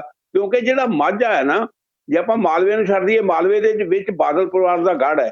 ਜਿਹੜਾ ਮਾਝਾ ਹੈ, ਜੇ ਆਪਾਂ ਇਹਦੇ ਵਿੱਚ ਦੇਖੀਏ ਨਾ, ਤੇ ਮਾਝੇ ਦੇ ਵਿੱਚ ਜਿਹੜੀਆਂ ਕੁੱਲ 26 ਸੀਟਾਂ ਨੇ, ਉਹਨਾਂ ਵਿੱਚੋਂ ਬਹੁਤੀਆਂ ਦੇ ਉੱਤੇ ਬਿਕਰਮ ਮਜੀਠੀਆ ਜਿਹੜਾ ਉਹ ਹਾਵੀ ਹੈ। ਔਰ ਪਿਛਲੀਆਂ ਚੋਣਾਂ ਦਾ ਤੁਸੀਂ ਇਤਿਹਾਸ ਦੇਖ ਲਓ, ਤੇ ਉਹਦੇ ਵਿੱਚ ਵੀ ਬਿਕਰਮ ਮਜੀਠੀਆ ਜਿਹੜਾ ਉਹਦੇ ਵਿੱਚ ਆਪਣੀ ਪਾਰਟੀ ਨੂੰ ਉਹਦਾ ਪਾਰ ਉਤਾਰਾ ਕਰਦਾ ਰਿਹਾ। ਨਾ ਸਿਰਫ ਉੱਥੇ, ਸਗੋਂ ਪੰਜਾਬ ਭਰ ਦੇ ਵਿੱਚ ਜਿਹੜੀ ਰਣਨੀਤੀ ਬਣਦੀ ਰਹੀ ਹੈ, ਉਹਦੇ ਵਿੱਚ ਵੀ ਬਿਕਰਮ ਮਜੀਠੀਆ ਜਿਹੜਾ ਉਹ ਬਿਲਕੁਲ ਉਹਦਾ ਮਹੱਤਵਪੂਰਨ ਯੋਗਦਾਨ ਹੁੰਦਾ ਸੀ। ਸੋ ਦੋਨੇ ਪਾਰਟੀਆਂ ਜਿਹੜੀਆਂ ਇਸ ਵੇਲੇ ਘਿਰ ਗਈਆਂ ਨੇ, ਤੀਜੇ ਪਾਸੇ ਖੜੇ ਨੇ ਲੋਕ। ਇੱਕ ਸਭ ਤੋਂ ਵੱਡਾ ਨੁਕਤਾ ਇਹ ਜਿਹੜਾ ਇਹ ਧਿਆਨ 'ਚ ਜ਼ਰੂਰ ਰੱਖਣਾ ਚਾਹੀਦਾ ਕਿ ਲੋਕਾਂ ਨੇ ਸਿਆਸਤ ਤੋਂ ਕੁਝ ਨਹੀਂ ਲੈਣਾ ਦੇਣਾ। ਉਹਨਾਂ ਨੂੰ ਸਿਰਫ ਯਾਦ ਆਉਂਦੇ ਨੇ ਜਿਹੜੇ ਨਸ਼ਿਆਂ ਕਾਰਨ ਉਹਨਾਂ ਦੇ ਜਵਾਨ ਪੁੱਤ ਮਰੇ ਨੇ ਸੈਂਕੜਿਆਂ ਦੀ ਗਿਣਤੀ ਦੇ ਵਿੱਚ। ਉਹ ਚਾਹੁੰਦੇ ਨੇ ਕਿ ਇਹ ਪ੍ਰਚਲਨ ਜਿਹੜਾ ਹੈ ਇਹ ਬੰਦ ਹੋਣਾ ਚਾਹੀਦਾ। ਜਿਹੜੇ ਵੀ ਲੋਕ ਨੇ ਇਹਦੇ ਉਹਨਾਂ ਨੂੰ ਨੱਥ ਪਾਈ ਜਾਵੇ ਤਾਂ ਕਿ ਨਸ਼ਿਆਂ ਦੀ ਸਮਗਲਿੰਗ ਜਿਹੜੀ ਉਹ ਬੰਦ ਹੋਵੇ। ਇਸ ਕਰਕੇ ਚੋਣਾਂ ਦੇ ਵਿੱਚ ਇਹਨਾਂ ਪਾਰਟੀਆਂ ਨੂੰ ਲੈਣੇ ਤੇ ਦੇਣੇ ਵੀ ਪੈ ਸਕਦੇ ਨੇ। ਤੇ ਜੇ ਸੱਚਮੁੱਚ ਕੋਈ ਵੱਡੀ ਕਾਰਵਾਈ ਕਰ ਜਾਂਦੀ ਹੈ ਕਾਂਗਰਸ, ਜਿਹਦੀ ਹੁਣ ਉਮੀਦ 5 ਪੈਸੇ ਵੀ ਨਹੀਂ ਰਹਿ ਗਈ, ਜੇ ਉਹ ਸੱਚਮੁੱਚ ਕੋਈ ਵੱਡੀ ਕਾਰਵਾਈ ਕਰ ਜਾਂਦੀ ਹੈ ਤੇ ਉਹਨੂੰ ਵੀ ਲਾਭ ਮਿਲ ਸਕਦਾ ਹੈ। ਨਹੀਂ ਤਾਂ ਮੇਰਾ ਖਿਆਲ ਇਹ ਆ ਕਿ ਅੱਜ ਇਸ ਵੇਲੇ ਜੋ ਸਿਨੈਰੀਓ ਹੈ ਉਹਦੇ ਵਿੱਚ ਕਾਂਗਰਸ ਤੇ ਅਕਾਲੀ ਦਲ ਦੋਵੇਂ ਜਿਹੜੇ ਇਹ ਬੈਕਫੁੱਟ ਤੇ ਰਹਿਣਗੇ ਇਹਨਾਂ ਚੋਣਾਂ ਦੇ ਵਿੱਚ। ਪਰਫੈਕਟ। ਹਾਂਜੀ ਜੀ ਪੰਦੇਰ ਸਾਹਿਬ, ਜਿਹੜੀ ਆ ਹੁਣ ਆਖਰੀ ਗੱਲ ਕਹੀ ਹੈ, ਜੋ ਲੋਕ ਨੇ ਹੁਣ ਇੱਕ ਜਿਹੜਾ ਕਿਸਾਨ ਅੰਦੋਲਨ ਹੋਇਆ, ਜਿਹੜੇ ਤੁਸੀਂ ਪਹਿਲਾਂ ਗੱਲ ਕਹੀ ਸੀ, ਇਸ ਨੇ ਲੋਕਾਂ ਨੂੰ ਜਾਗਰੂਕ ਕਰ ਦਿੱਤਾ ਹੈ। ਹੁਣ ਲੋਕ ਜਦੋਂ ਇਹ ਵੱਖ-ਵੱਖ ਸਿਆਸੀ ਪਾਰਟੀਆਂ ਦੇ ਲੀਡਰ ਜਾਂਦੇ ਨੇ, ਹਾਰ ਚੱਕ ਕੇ ਨਹੀਂ ਖੜਦੇ, ਉਹ ਹੁਣ ਸਵਾਲ ਪੁੱਛਦੇ ਨੇ ਉਹਨਾਂ ਤੋਂ। ਤੇ ਇਹ ਜਿਹੜੀ ਚਿਣਗ ਲਾਈ ਹੈ ਕਿਸਾਨ ਅੰਦੋਲਨ ਨੇ, ਤੇ ਜਿਹੜਾ ਹੁਣ ਇਹ ਚੱਲ ਰਹੀ ਹੈ ਉੱਤਰ ਕਾਂਟੋ ਮੈਂ ਚੜ੍ਹਾਂ ਵਾਲੀ ਗੇਮ ਚੱਲ ਰਹੀ ਹੈ ਪੰਜਾਬ ਦੇ ਵਿੱਚ, ਹੁਣ FIR ਦਰਜ ਹੋ ਗਈ। ਤੇ ਇਹ ਵੀ ਤੁਸੀਂ ਗੱਲ ਕਲੀਅਰ ਕਰਤੀ ਸੀ ਕਿ ਇਹ ਦਰਜ ਤੱਕ ਹੀ ਸੀਮਤ ਰਹਿ ਜਾਣੀ, ਅੱਗੇ ਇਲੈਕਸ਼ਨ ਕੋਡ ਲੱਗ ਜਾਣਾ ਤੇ ਬਿਕਰਮ ਮਜੀਠੀਆ ਉਹਨੀ ਟਰਾਈ ਕਰਨਗੇ ਵੀ ਸਟੇ ਮਿਲ ਜਾਵੇ। ਸਟੇ ਮਿਲਦੀ ਹੈ ਨਹੀਂ ਮਿਲਦੀ, ਇਹ ਤਾਂ ਫੈਸਲਾ ਅਦਾਲਤ ਨੇ ਕਰਨਾ ਹੈਗਾ। ਪਰ ਜੋ ਪ੍ਰੈਜ਼ੈਂਟ ਸਿਨੈਰੀਓ ਹੈ, ਇਸ ਨੂੰ ਜਿਹੜੇ ਪੰਜਾਬ ਦੇ ਲੋਕੀ ਨੇ ਉਹ ਕਿਵੇਂ ਦੇਖ ਰਹੇ ਨੇ? ਸੋਤਾ ਸਾਹਿਬ, ਇੱਕ ਗੱਲ ਸਾਨੂੰ ਇਹ ਯਾਦ ਰੱਖਣੀ ਚਾਹੀਦੀ ਹੈ ਕਿ ਜਿਹੜੇ ਕੋਸ਼ਿਸ਼ ਹੈ ਸਾਰੀਆਂ ਸਿਆਸੀ ਪਾਰਟੀਆਂ ਦੀ, ਮੈਂ ਕਿਸੇ ਨੂੰ ਵੀ ਨਹੀਂ ਇਹਦੇ ਵਿੱਚੋਂ ਬਾਹਰ ਰੱਖਦਾ, ਕੋਸ਼ਿਸ਼ ਇਹ ਆ ਕਿ ਜਿਹੜੇ ਕਿਸਾਨ ਅੰਦੋਲਨ ਦੇ ਜਿਹੜੇ ਮੁੱਦੇ ਉਭਾਰੇ ਨੇ, ਕਿਸਾਨ ਅੰਦੋਲਨ ਨੇ ਪੰਜਾਬ ਦੇ ਜਿਹੜੇ ਮੁੱਦੇ ਉਭਾਰੇ ਆ, ਉਹਨਾਂ ਤੋਂ ਕਿਵੇਂ ਨਾ ਕਿਵੇਂ ਲੋਕਾਂ ਨੂੰ ਦੂਰ ਕੀਤਾ ਜਾਵੇ। ਔਰ ਦੋ ਜਿਹੜੇ ਮੁੱਦੇ ਨੇ, ਜਿਹੜੀ ਗੁਰੂ ਗ੍ਰੰਥ ਸਾਹਿਬ ਦੀ ਬੇਅਦਬੀ ਔਰ ਜਿਹੜੀ ਹੈਗੀ ਆ ਨਸ਼ਿਆਂ ਦੀ ਜਿਹੜੀ ਮਾਰ ਹੈ ਜਿਹੜੀ ਸਾਡੇ ਨੌਜਵਾਨ ਪੀੜ੍ਹੀ ਦੇ ਉੱਤੇ ਆ, ਇਹਦੇ ਨਾਲ ਲੋਕਾਂ ਦੇ ਸੈਂਟੀਮੈਂਟ ਜੁੜੇ ਹੋਏ ਨੇ। ਜਦੋਂ ਤੁਸੀਂ ਇਹਨਾਂ ਨੂੰ ਉਭਾਰਦੇ ਹੋ, ਫੇਰ ਨਾ ਜੀ ਲੋਕੀ ਥੋੜੇ ਜਿਹੇ ਜਿਹੜੇ ਉਹ ਸਰਵਾਈਵਲ ਇਸ਼ੂਜ਼ ਜਿਹਨਾਂ ਨੂੰ ਮੈਂ ਕਹਿੰਦਾ, ਉਹਨਾਂ ਤੋਂ ਦੂਰ ਹੋ ਕੇ ਆਪਣੇ ਜਜ਼ਬਾਤਾਂ ਦੇ ਰੌ ਦੇ ਵਿੱਚ ਆਉਂਦੇ ਆ। ਸੋ ਉਹ ਕੋਸ਼ਿਸ਼ ਦੇਖੋ, ਬੜੀ ਆਪਾਂ ਪਿੱਛੇ ਹਰਮੰਦਰ ਸਾਹਿਬ ਦੇ ਵਿੱਚ ਬੇਅਦਬੀ ਦੀ ਘਟਨਾ ਘਟੀ, ਔਰ ਕੋਸ਼ਿਸ਼ ਹੁਣ ਇਹੋ ਜਿਹੀ ਆ ਬਈ ਲੋਕਾਂ ਦਾ ਜਿਹੜਾ ਦਿਮਾਗ ਆ ਜਾਂ ਜਿਹੜਾ ਸੋਚਣ ਦੀ ਗੱਲ ਆ, ਉਹਨੂੰ ਇਮੋਸ਼ਨਲ ਲੈਵਲ ਤੇ ਕੀਤਾ ਜਾਵੇ। ਜਦੋਂ ਲੋਕੀ ਤਰਕ ਤੋਂ ਹਟ ਕੇ ਜਜ਼ਬਾਤ ਤੇ ਆ ਜਾਂਦੇ ਨੇ, ਫਿਰ ਉਹਨਾਂ ਦੀਆਂ ਵੋਟਾਂ ਲੁੱਟਣੀਆਂ ਬੜੀਆਂ ਸੌਖੀਆਂ ਹੋ ਜਾਂਦੀਆਂ। ਸੋ ਮੈਂ ਇਹ ਨਹੀਂ ਕਹਿੰਦਾ ਕਿ ਜਿਹੜੀ ਬੇਅਦਬੀ ਔਰ ਜਿਹੜੇ ਨਸ਼ਿਆਂ ਦੀ ਗੱਲ ਹੈ, ਇਹ ਕੋਈ ਘੱਟ ਮੁੱਦੇ ਨੇ, ਇਹ ਬਹੁਤ ਅਹਿਮ ਮੁੱਦੇ ਨੇ ਪੰਜਾਬ ਦੇ ਸਮਾਜ ਸਮਾਜ ਦੇ ਵਾਸਤੇ, ਪੰਜਾਬ ਦੇ ਵੋਟਰ ਦੇ ਵਾਸਤੇ। ਔਰ ਇਹ ਵੀ ਸਾਡੀ ਜਿਹੜੀ ਸਰਵਾਈਵਲ ਆ, ਦੋਨੋਂ ਹੀ ਜਿਹੜੀਆਂ ਹੈਗੀਆਂ ਨੇ ਇਹ ਮੁੱਦੇ ਨੇ, ਇਹ ਉਹਦੇ ਨਾਲ ਜੁੜੇ ਹੋਏ ਨੇ। ਪਰ ਜਿਹੜੀ ਬੇਸਿਕ ਮੁੱਦਾ ਜਿਹੜਾ ਹੈ ਨਾ ਜੀ, ਪੰਜਾਬ ਦੇ ਵਿੱਚ ਜਿਹੜੀ ਧਨ ਦੀ ਉਤਪਤੀ ਬੰਦ ਹੋਈ ਹੈ, ਜਿਹਨੂੰ ਵੈਲਥ ਜਨਰੇਸ਼ਨ ਆਪਾਂ ਕਹਿੰਦੇ ਆ, ਪਿਛਲੇ 50 ਸਾਲਾਂ ਤੋਂ ਖੜੋਤ ਆ ਉਹਦੇ ਤੇ, ਉਹ ਸਭ ਤੋਂ ਵੱਡਾ ਮੁੱਦਾ। ਔਰ ਉਸ ਦੇ ਪਾਸੇ ਕੋਈ ਪੋਲੀਟੀਕਲ ਪਾਰਟੀ ਜਾਣਾ ਨਹੀਂ ਚਾਹੁੰਦੀ, ਚਾਹੇ ਸੁਖਬੀਰ ਬਾਦਲ ਦੀ ਪਾਰਟੀ ਹੋਵੇ, ਕੈਪਟਨ ਅਮਰਿੰਦਰ ਸਿੰਘ ਹੋਣ, ਹੁਣ ਚੰਨੀ ਹੋਣ, ਨਵਜੋਤ ਸਿੱਧੂ ਹੋਵੇ, ਜਾਂ ਅਰਵਿੰਦ ਕੇਜਰੀਵਾਲ ਹੋਣ। ਮੈਂ ਤਾਂ ਕਈ ਪਾਸੇ ਇਹ ਵੀ ਗੱਲ ਕਰਦਾ, ਕਈ ਜਿਹੜੀਆਂ ਖੱਬੇ ਪਾਰਟੀਆਂ ਵੀ ਨੇ ਉਹ ਵੀ ਉਧਰਲੇ ਪਾਸੇ ਜਾ ਕੇ ਰਾਜੀ ਨਹੀਂ ਹੈਗੀ। ਉਹਨਾਂ ਨੂੰ ਸੌਖਾ ਬੜਾ ਜੀ, ਜਿਹੜੇ ਹੁੰਦੇ ਨਾ, ਜਿਹੜੇ ਜਜ਼ਬਾਤੀ ਮੁੱਦਿਆਂ ਦੇ ਉੱਤੇ ਲੋਕਾਂ ਦੇ ਜਜ਼ਬਾਤ ਭੜਕਾ ਕੇ ਫਿਰ ਜੀ ਉਹਨਾਂ ਦੀ ਡਿਵੀਜ਼ਨ ਕਰਕੇ ਆਪਣੀਆਂ ਵੋਟਾਂ ਆਪਣੀਆਂ ਹਾਸਲ ਕਰਨੀਆਂ। ਜਦੋਂ ਤੁਸੀਂ ਡਿਬੇਟ 'ਚ ਪੈਣਾ, ਜਿਹੜਾ ਕਿਸਾਨ ਅੰਦੋਲਨ ਨੇ ਕੀਤਾ ਕਿ ਅਸੀਂ ਮੁੱਦਿਆਂ ਦੇ ਉੱਤੇ ਡਿਬੇਟ ਕਰਾਂਗੇ, ਅਸੀਂ ਮੁੱਦਿਆਂ ਦੀ ਹਰ ਇੱਕ ਤਹਿ ਤੱਕ ਜਾਵਾਂਗੇ, ਔਰ ਉੱਥੇ ਲੋਕਾਂ ਨੂੰ ਉੱਥੇ ਬਿਠਾ ਕੇ, ਸਪੈਸ਼ਲੀ ਸਾਡੀ ਬੀਬੀਆਂ ਨੂੰ ਜਿਹੜੀ ਜਾਗਰੂਕਤਾ ਆਈ ਹੈ, ਜਿਹੜੀ ਪਹਿਲੀਆਂ ਬੀਬੀਆਂ ਸਿਰਫ ਚੁੱਲ੍ਹੇ ਚੌਂਕੇ ਜੋਗੀਆਂ ਸੀਗੀਆਂ ਜੀ, ਜਾਂ ਜਵਾਕ ਪਾਲ ਲਿਆ ਇੰਨੇ ਜੋਗੀਆਂ ਸੀ, ਉਹ ਜਿਹੜੀਆਂ ਬੀਬੀਆਂ ਉੱਥੇ ਸਟੇਜ ਸੁਣ ਕੇ ਆਉਂਦੇ ਆ, ਵਿਚਾਰ ਸੁਣ ਕੇ, ਉਹਨਾਂ 'ਚ ਜਿਹੜੀ ਜਾਗਰੂਕਤਾ ਆਈ ਆ, ਔਰ ਉਹ ਅੱਗੇ ਜਾ ਕੇ ਗੱਲ ਨੂੰ ਉਹ ਕਹਿੰਦੇ ਨਹੀਂ, ਜੇ ਇੱਕ ਬੰਦੇ ਨੂੰ ਪੜ੍ਹਾਓ ਤਾਂ ਇੱਕ ਬੰਦਾ ਪੜ੍ਹਦਾ, ਜੇ ਇੱਕ ਔਰਤ ਨੂੰ ਪੜ੍ਹਾਓ ਤਾਂ ਸਾਰਾ ਟੱਬਰ ਪੜ੍ਹ ਜਾਂਦਾ। ਸੋ ਇੱਕ ਔਰਤ ਦੀ ਜਿਹੜੀ ਜਾਗਰੂਕਤਾ ਹੋਈ ਹੈ, ਪੋਲੀਟੀਕਲ ਅਵੇਅਰਨੈਸ ਜਿਹੜੀ ਵਧੀ ਆ, ਉਹਦੇ ਨਾਲ ਉਹ ਪੋਲੀਟੀਕਲ ਪਾਰਟੀਆਂ ਨੂੰ, ਜਿਹੜੀ ਸਿਆਸੀ ਪਾਰਟੀਆਂ ਨੂੰ, ਉਹ ਹਜਮ ਨਹੀਂ ਜੇ ਹੋਈ। ਉਹਨਾਂ ਨੇ ਕਿਸੇ ਨਾ ਕਿਸੇ ਤਰੀਕੇ ਦੇ ਨਾਲ ਲੋਕਾਂ ਦਾ ਧਿਆਨ ਭਟਕਾਉਣਾ ਵਾ ਉਧਰਲੇ ਪਾਸੇ ਨੂੰ। ਜਦੋਂ ਤੱਕ ਤੁਸੀਂ ਪੂਰੀ ਪਿਕਚਰ ਪੰਜਾਬ ਦੀ ਪਾਉਂਦੇ ਹੋ, ਉਹਦੇ ਵਿੱਚ ਇਹ ਮੁੱਦੇ ਅਹਿਮ ਬਣਦੇ ਆ, ਪਰ ਇਹਨਾਂ ਨੇ ਬਾਕੀ ਦੇ ਮੁੱਦਿਆਂ ਨੂੰ ਹਾਸ਼ੀਏ ਤੇ ਲੈ ਕੇ ਜਾਣਾ, ਤਾਂ ਕਿ ਜਿਹੜੀ ਹੈਗੀ ਆ ਲੋਕਾਂ ਦੇ ਜਜ਼ਬਾਤ ਕਿਸੇ ਤਰੀਕੇ ਦੇ ਨਾਲ ਭੜਕਾਏ ਜਾਣ। ਜਦੋਂ ਹੁਣ ਇਹ ਜਿਹੜਾ ਆਪਾਂ ਗੱਲ ਕਰਦੇ ਆ, ਜਿਹੜੀ ਜੇਕਰ ਨੂੰ ਹਾਈ ਕੋਰਟ ਦੇ ਉੱਤੇ ਵੀ ਸਟੇ ਲੈਂਦੇ ਆ, ਜਦੋਂ ਬੇਅਦਬੀ ਦੇ ਮਾਮਲੇ ਦੇ ਉੱਤੇ ਹਾਈ ਕੋਰਟ ਨੇ ਆਪਣਾ ਫੈਸਲਾ ਦਿੱਤਾ ਸੀ, ਪੰਜਾਬ ਦੇ ਵਿੱਚ ਹਾਈ ਕੋਰਟ ਦੇ ਉੱਤੇ ਵੀ ਬਹੁਤ ਜਿਹੜੀ ਹੈਗੀ ਆ ਲੋਕਾਂ ਦੇ ਨਿਰਾਸ਼ਤਾ ਆਈ ਸੀ ਕਿ ਜੀ ਜਿਹਦੇ ਕਾਰਨ ਕੁੰਵਰ ਵਿਜੇ ਪ੍ਰਤਾਪ ਨੇ ਆਪਣਾ ਅਸਤੀਫਾ ਵੀ ਦੇਤਾ ਤੇ ਫਿਰ ਉਧਰ ਆਮ ਆਦਮੀ ਪਾਰਟੀ 'ਚ ਵੀ ਚਲੇ ਗਏ। ਲੋਕਾਂ ਨੇ ਹਾਈ ਕੋਰਟ ਦੀ ਵੀ ਖੁੱਲ ਕੇ ਜਿਹੜੀ ਮੁਜ਼ੰਮਤ ਜਿਹੜੀ ਹੈਗੀ ਆ ਇਹਦੇ ਤੇ ਆਪਣਾ ਸੋਸ਼ਲ ਮੀਡੀਆ ਨੈਟਵਰਕਿੰਗ ਜਿਹੜੀਆਂ ਸਾਈਟਸ ਨੇ, ਇਹਨਾਂ ਦੇ ਉੱਤੇ ਖੁੱਲ ਕੇ ਲੋਕਾਂ ਨੇ ਆਪਣੇ ਵਿਚਾਰ ਸਾਹਮਣੇ ਰੱਖੇ ਕਿ ਜਿਹੜੀ ਜੁਡੀਸ਼ਰੀ ਆ ਉਹ ਵੀ ਹੈ ਨਹੀਂ। ਹੁਣ ਜੇ ਵਿਕਰਮ ਮਜੀਠੀਆ ਨੂੰ ਸਟੇ ਵੀ ਮਿਲਦੀ ਆ, ਹਾਈ ਕੋਰਟ ਨੂੰ ਵੀ ਆਈ ਥਿੰਕ ਸਟੇ ਦੇਣ ਵੇਲੇ ਪਹਿਲਾਂ ਸੋਚਣਾ ਪੈਣਾ। ਇਹ ਬਹੁਤ ਹੀ ਪੇਚੀਦਾ ਮਸਲਾ ਸਾਰੀਆਂ ਪੋਲੀਟੀਕਲ ਪਾਰਟੀਆਂ ਦੇ ਸਾਹਮਣੇ ਬਣ ਕੇ ਆ ਰਿਹਾ ਜੀ। ਸੰਧੂ ਸਾਹਿਬ, ਤੁਹਾਨੂੰ ਸਵਾਲ ਹੈ ਹੁਣ, ਜਿਸ ਤਰ੍ਹਾਂ ਨਵਜੋਤ ਸਿੱਧੂ ਦਾ ਕੱਲ ਬਿਆਨ ਆਇਆ ਹੈ, ਉਹ ਕਹਿੰਦਾ ਵੀ ਇਹ ਤਾਂ FIR ਬਹੁਤ ਦੇਰ ਪਹਿਲਾਂ ਦਰਜ ਹੋਣੀ ਚਾਹੀਦੀ ਸੀ, ਕੋਈ ਚੰਗਾ ਇਮਾਨਦਾਰ ਪੁਲਿਸ ਅਫਸਰ ਹੁੰਦਾ। ਤੇ ਇਸ ਦਾ ਮਤਲਬ ਤੁਸੀਂ ਕਿਵੇਂ ਲੈ ਰਹੇ ਹੋ ਵੀ ਕੋਈ ਇਮਾਨਦਾਰ ਪੁਲਿਸ ਅਫਸਰ ਹੀ ਨਹੀਂ ਸੀ ਪੰਜਾਬ ਦੇ ਵਿੱਚ, ਜਾਂ ਉਸ ਤੇ ਸਿਆਸੀ ਪ੍ਰੈਸ਼ਰ ਇੰਨਾ ਸੀਗਾ ਕਿ ਕੰਮ ਹੀ ਨਹੀਂ ਕਰਨ ਦਿੱਤਾ ਉਸ ਨੂੰ? ਜੀ, ਉਹਨਾਂ ਨੇ ਇਹਦੇ ਨਾਲ ਇੱਕ ਗੱਲ ਹੋਰ ਵੀ ਮਸੋਤਾ ਜੀ ਕਹੀ ਸੀਗੀ ਸਿੱਧੂ ਸਾਹਿਬ ਨੇ ਕੱਲ, ਕਿ ਜਿਹੜੀ FIR ਦਰਜ ਹੋਈ ਹੈ, ਇਹ ਉਹਨਾਂ ਵੱਡੇ ਲੋਕਾਂ ਦੇ ਮੂੰਹ ਦੇ ਉੱਤੇ ਇੱਕ ਚਪੇੜ ਹੈ ਜਿਨ੍ਹਾਂ ਨੇ ਕਈ ਸਾਲਾਂ ਤੱਕ ਇਸ ਮਾਮਲੇ ਨੂੰ ਦਬੀ ਰੱਖਿਆ। ਹੁਣ ਇਹਦੇ ਵਿੱਚੋਂ ਤੁਹਾਡੇ ਸਵਾਲ ਦਾ ਸਾਰਾ ਜਵਾਬ ਤਾਂ ਇਹਦੇ ਵਿੱਚ ਹੈ। ਹੁਣ ਆਪਾਂ ਦੇਖਦੇ ਹਾਂ ਕਿ ਵੱਡੇ ਲੋਕਾਂ ਜਿਨ੍ਹਾਂ ਦਾ ਜ਼ਿਕਰ ਕਰ ਰਹੇ, ਉਹ ਕਿਹੜੇ ਵੱਡੇ ਲੋਕ ਹੈ? ਵੱਡੇ ਲੋਕ ਇਹ ਆ ਕਿ ਜਿਸ ਵੇਲੇ ਇਹ ਮਾਮਲਾ ਹੋਇਆ 2013-2014 ਦੇ ਵਿੱਚ, ਇਹ ਮਾਮਲਾ ਨੋਟਿਸ ਜਿਸ ਵੇਲੇ ਆਇਆ ਨਸ਼ਿਆਂ ਦਾ, ਉਸ ਵੇਲੇ ਅਕਾਲੀ ਦਲ ਦੀ ਸਰਕਾਰ ਹੈ। ਹੁਣ ਅਕਾਲੀ ਦਲ ਦੇ ਸਰਕਾਰ ਦੇ ਸਾਰੇ ਬੰਦੇ ਵੱਡੇ ਲੋਕ ਹੀ ਹੈ। ਦੂਜੇ ਪਾਸੇ ਕੈਪਟਨ ਅਮਰਿੰਦਰ ਸਿੰਘ ਮੁੱਖ ਮੰਤਰੀ ਬਣੇ, ਉਹ ਵੀ ਵੱਡੇ ਲੋਕ ਹੈ। ਇੱਥੋਂ ਤੱਕ ਕਿ ਹੁਣ ਚਰਨਜੀਤ ਸਿੰਘ ਚੰਨੀ ਹੈ, ਉਹ ਵੀ ਵੱਡੇ ਲੋਕ ਹੈ। ਜਿੰਨੇ ਅਧਿਕਾਰੀ ਹੈ, ਜਿੰਨੇ ਅਫਸਰ ਹੈ, ਔਰ ਇਹਨਾਂ ਸਾਰਿਆਂ ਦੀ ਹੀ ਜ਼ਿੰਮੇਵਾਰੀ ਬਣਦੀ ਸੀ ਨਾ। ਜੇ ਇਹ ਮਾਮਲਾ ਦਰਜ ਪਹਿਲਾਂ ਹੋਣਾ ਸੀ ਤੇ ਇਹਨਾਂ ਦੀ ਜਾਣਕਾਰੀ ਬਣਦੀ ਸੀ।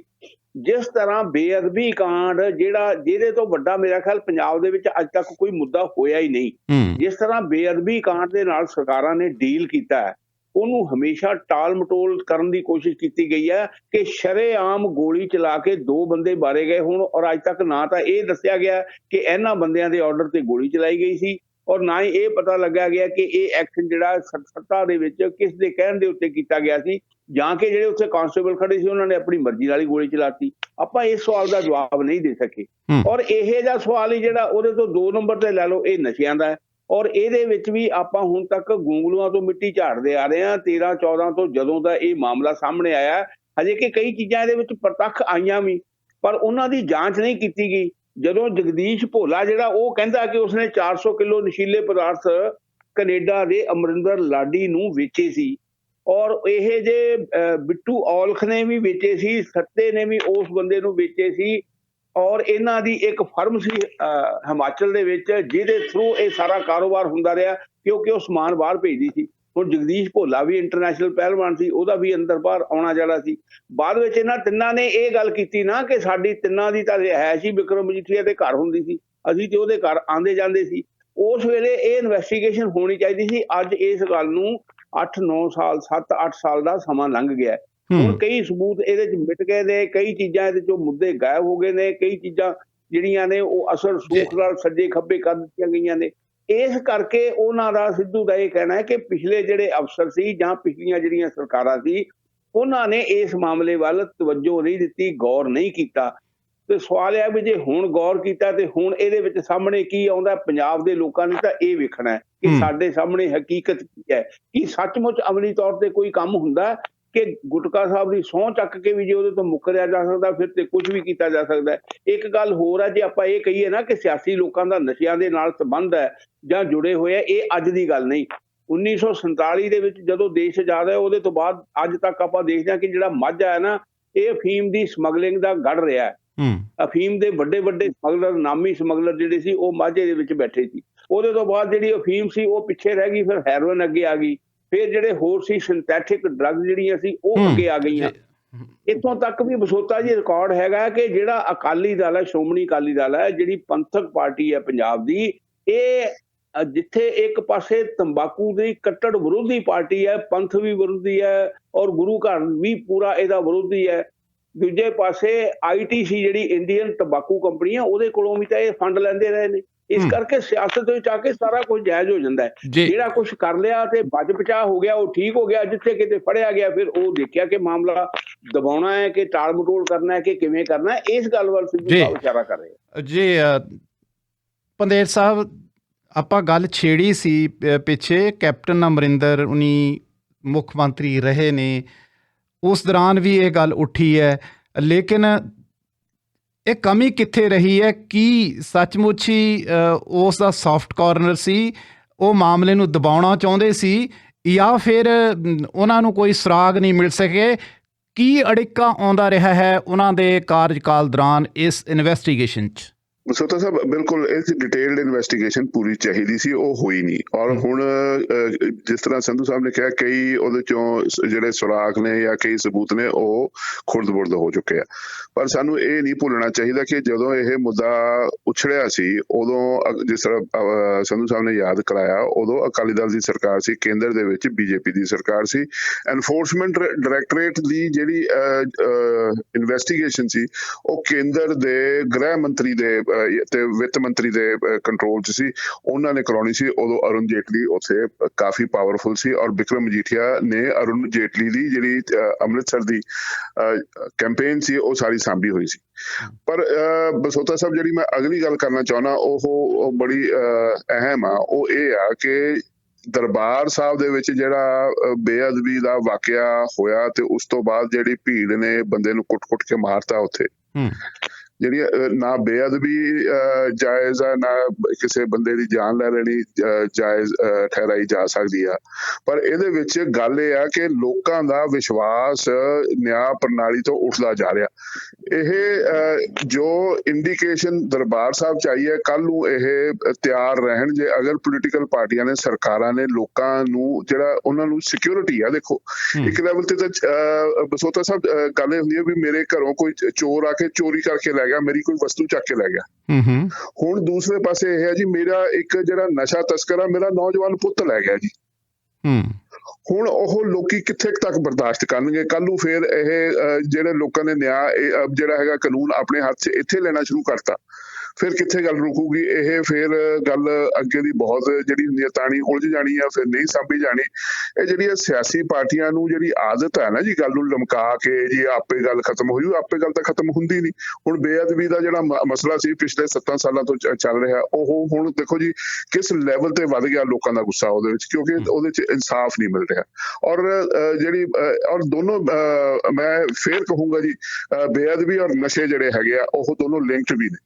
ਔਰ ਉਹ ਪੰਜਾਬੀ ਸਮਾਜ ਨੂੰ ਪੰਜਾਬ ਦੇ ਵਿੱਚ ਜਿਹੜੀ ਫਿਜ਼ਾ ਜਿਹੜੀ ਹੈ ਉਹ 'ਚ ਜ਼ਹਿਰ ਘੋਲਣ ਦਾ ਸਿੱਧਾ ਕੰਮ ਕਰਦੇ ਆ।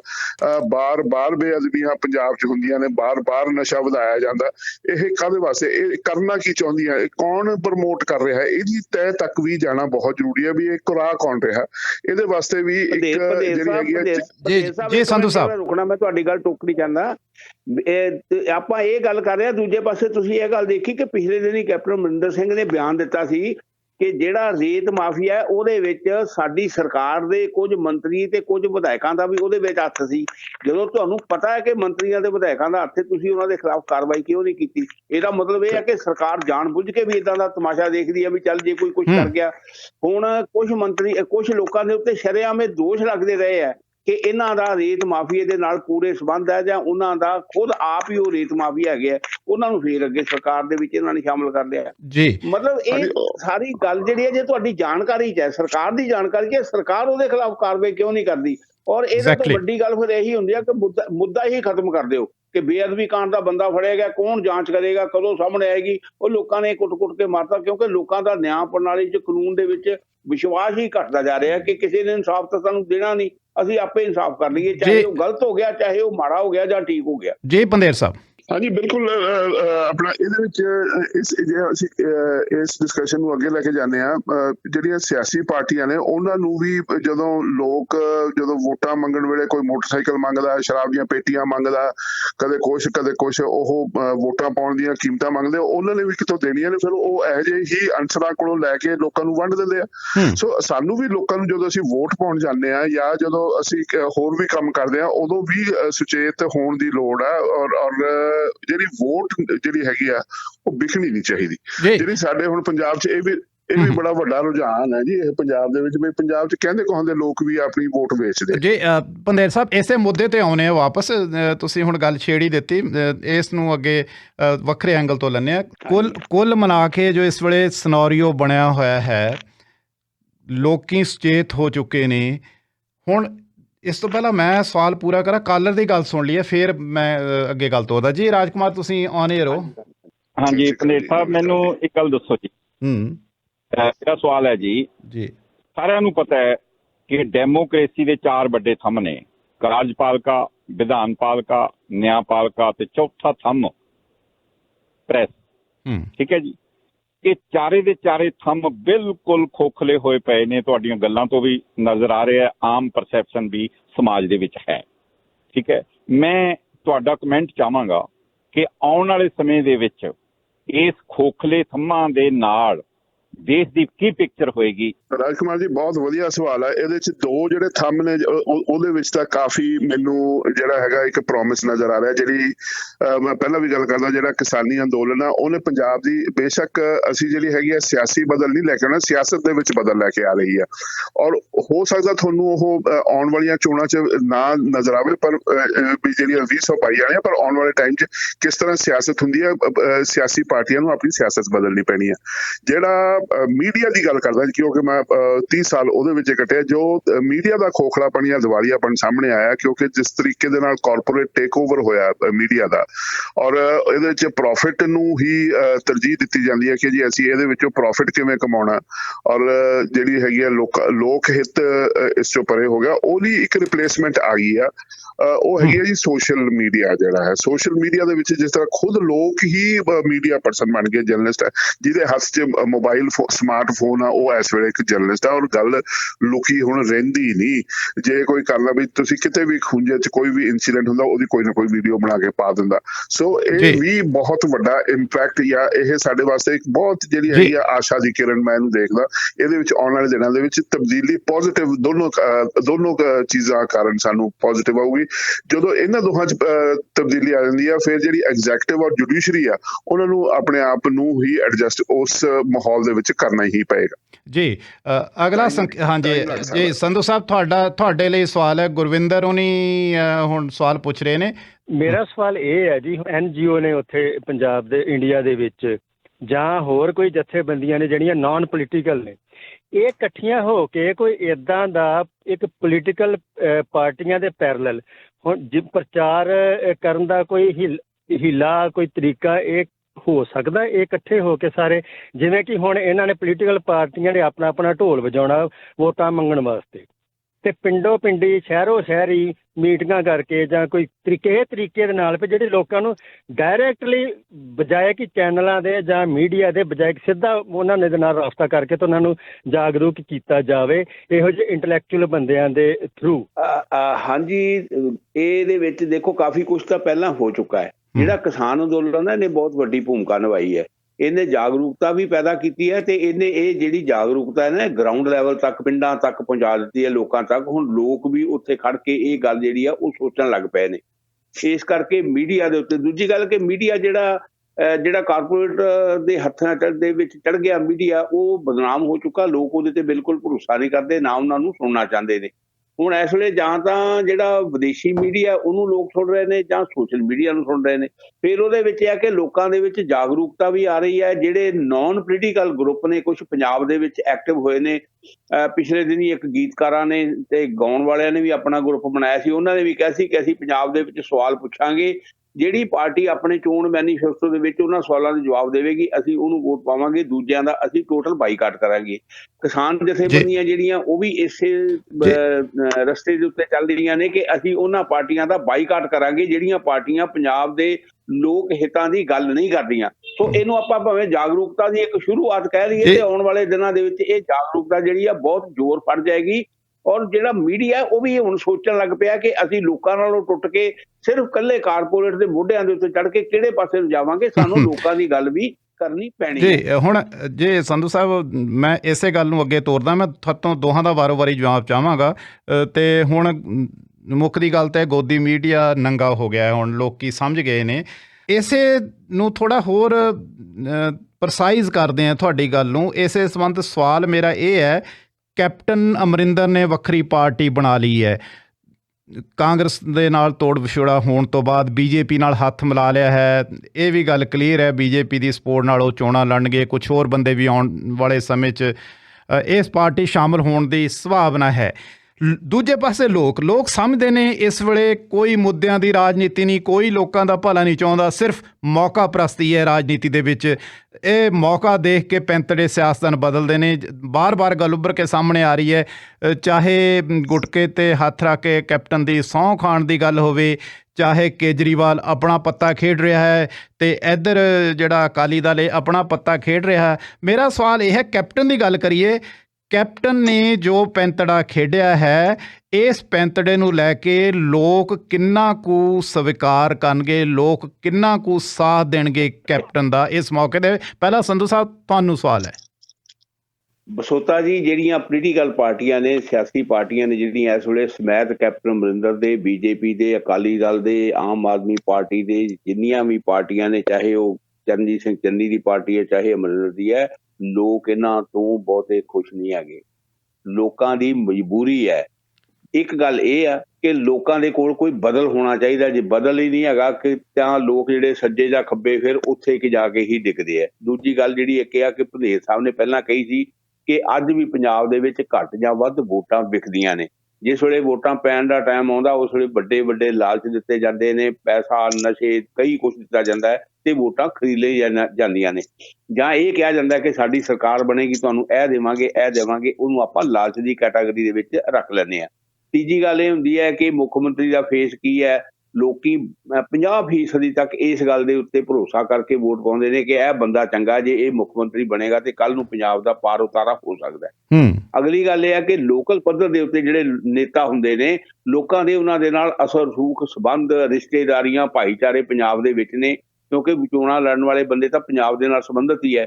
ਬੜੀਆਂ ਵੱਡੀਆਂ ਉਹਨਾਂ ਦੇ ਦੋਸਤੀਆਂ ਦਾ ਸਰਕਲ ਹੁੰਦਾ, ਰਿਸ਼ਤੇਦਾਰੀ ਸਰਕਲ, ਉਹ ਚੀਜ਼ ਵੀ ਕਿਤੇ ਨਾ ਕਿਤੇ ਪ੍ਰਭਾਵਿਤ ਕਰਦੀ ਹੈ। ਜੇ ਆਪਾਂ ਇਹ ਕਹੀਏ ਕਿ 100% ਜਾਗਰੂਕਤਾ ਦੇ ਆਧਾਰ ਦੇ ਉੱਤੇ ਪੰਜਾਬ ਦੇ ਵੋਟਰ ਇਸ ਵਾਰ ਆਪਣੀ ਸਰਕਾਰ ਚੁਣਨਗੇ, ਸ਼ਾਇਦ ਉਹ ਪੂਰੀ ਤਰ੍ਹਾਂ ਦੇ ਨਾਲ ਸੰਭਵ ਨਹੀਂ। ਇਹਦੇ ਵਿੱਚ ਕੁਛ ਨਾ ਕੁਛ ਹੋਏਗਾ, ਪਰ ਪਹਿਲਾਂ ਨਾਲੋਂ ਇਹਦੇ ਵਿੱਚ ਜਿਹੜੀ ਹੈ ਉਹ ਤਬਦੀਲੀ ਆਈ ਹੈ।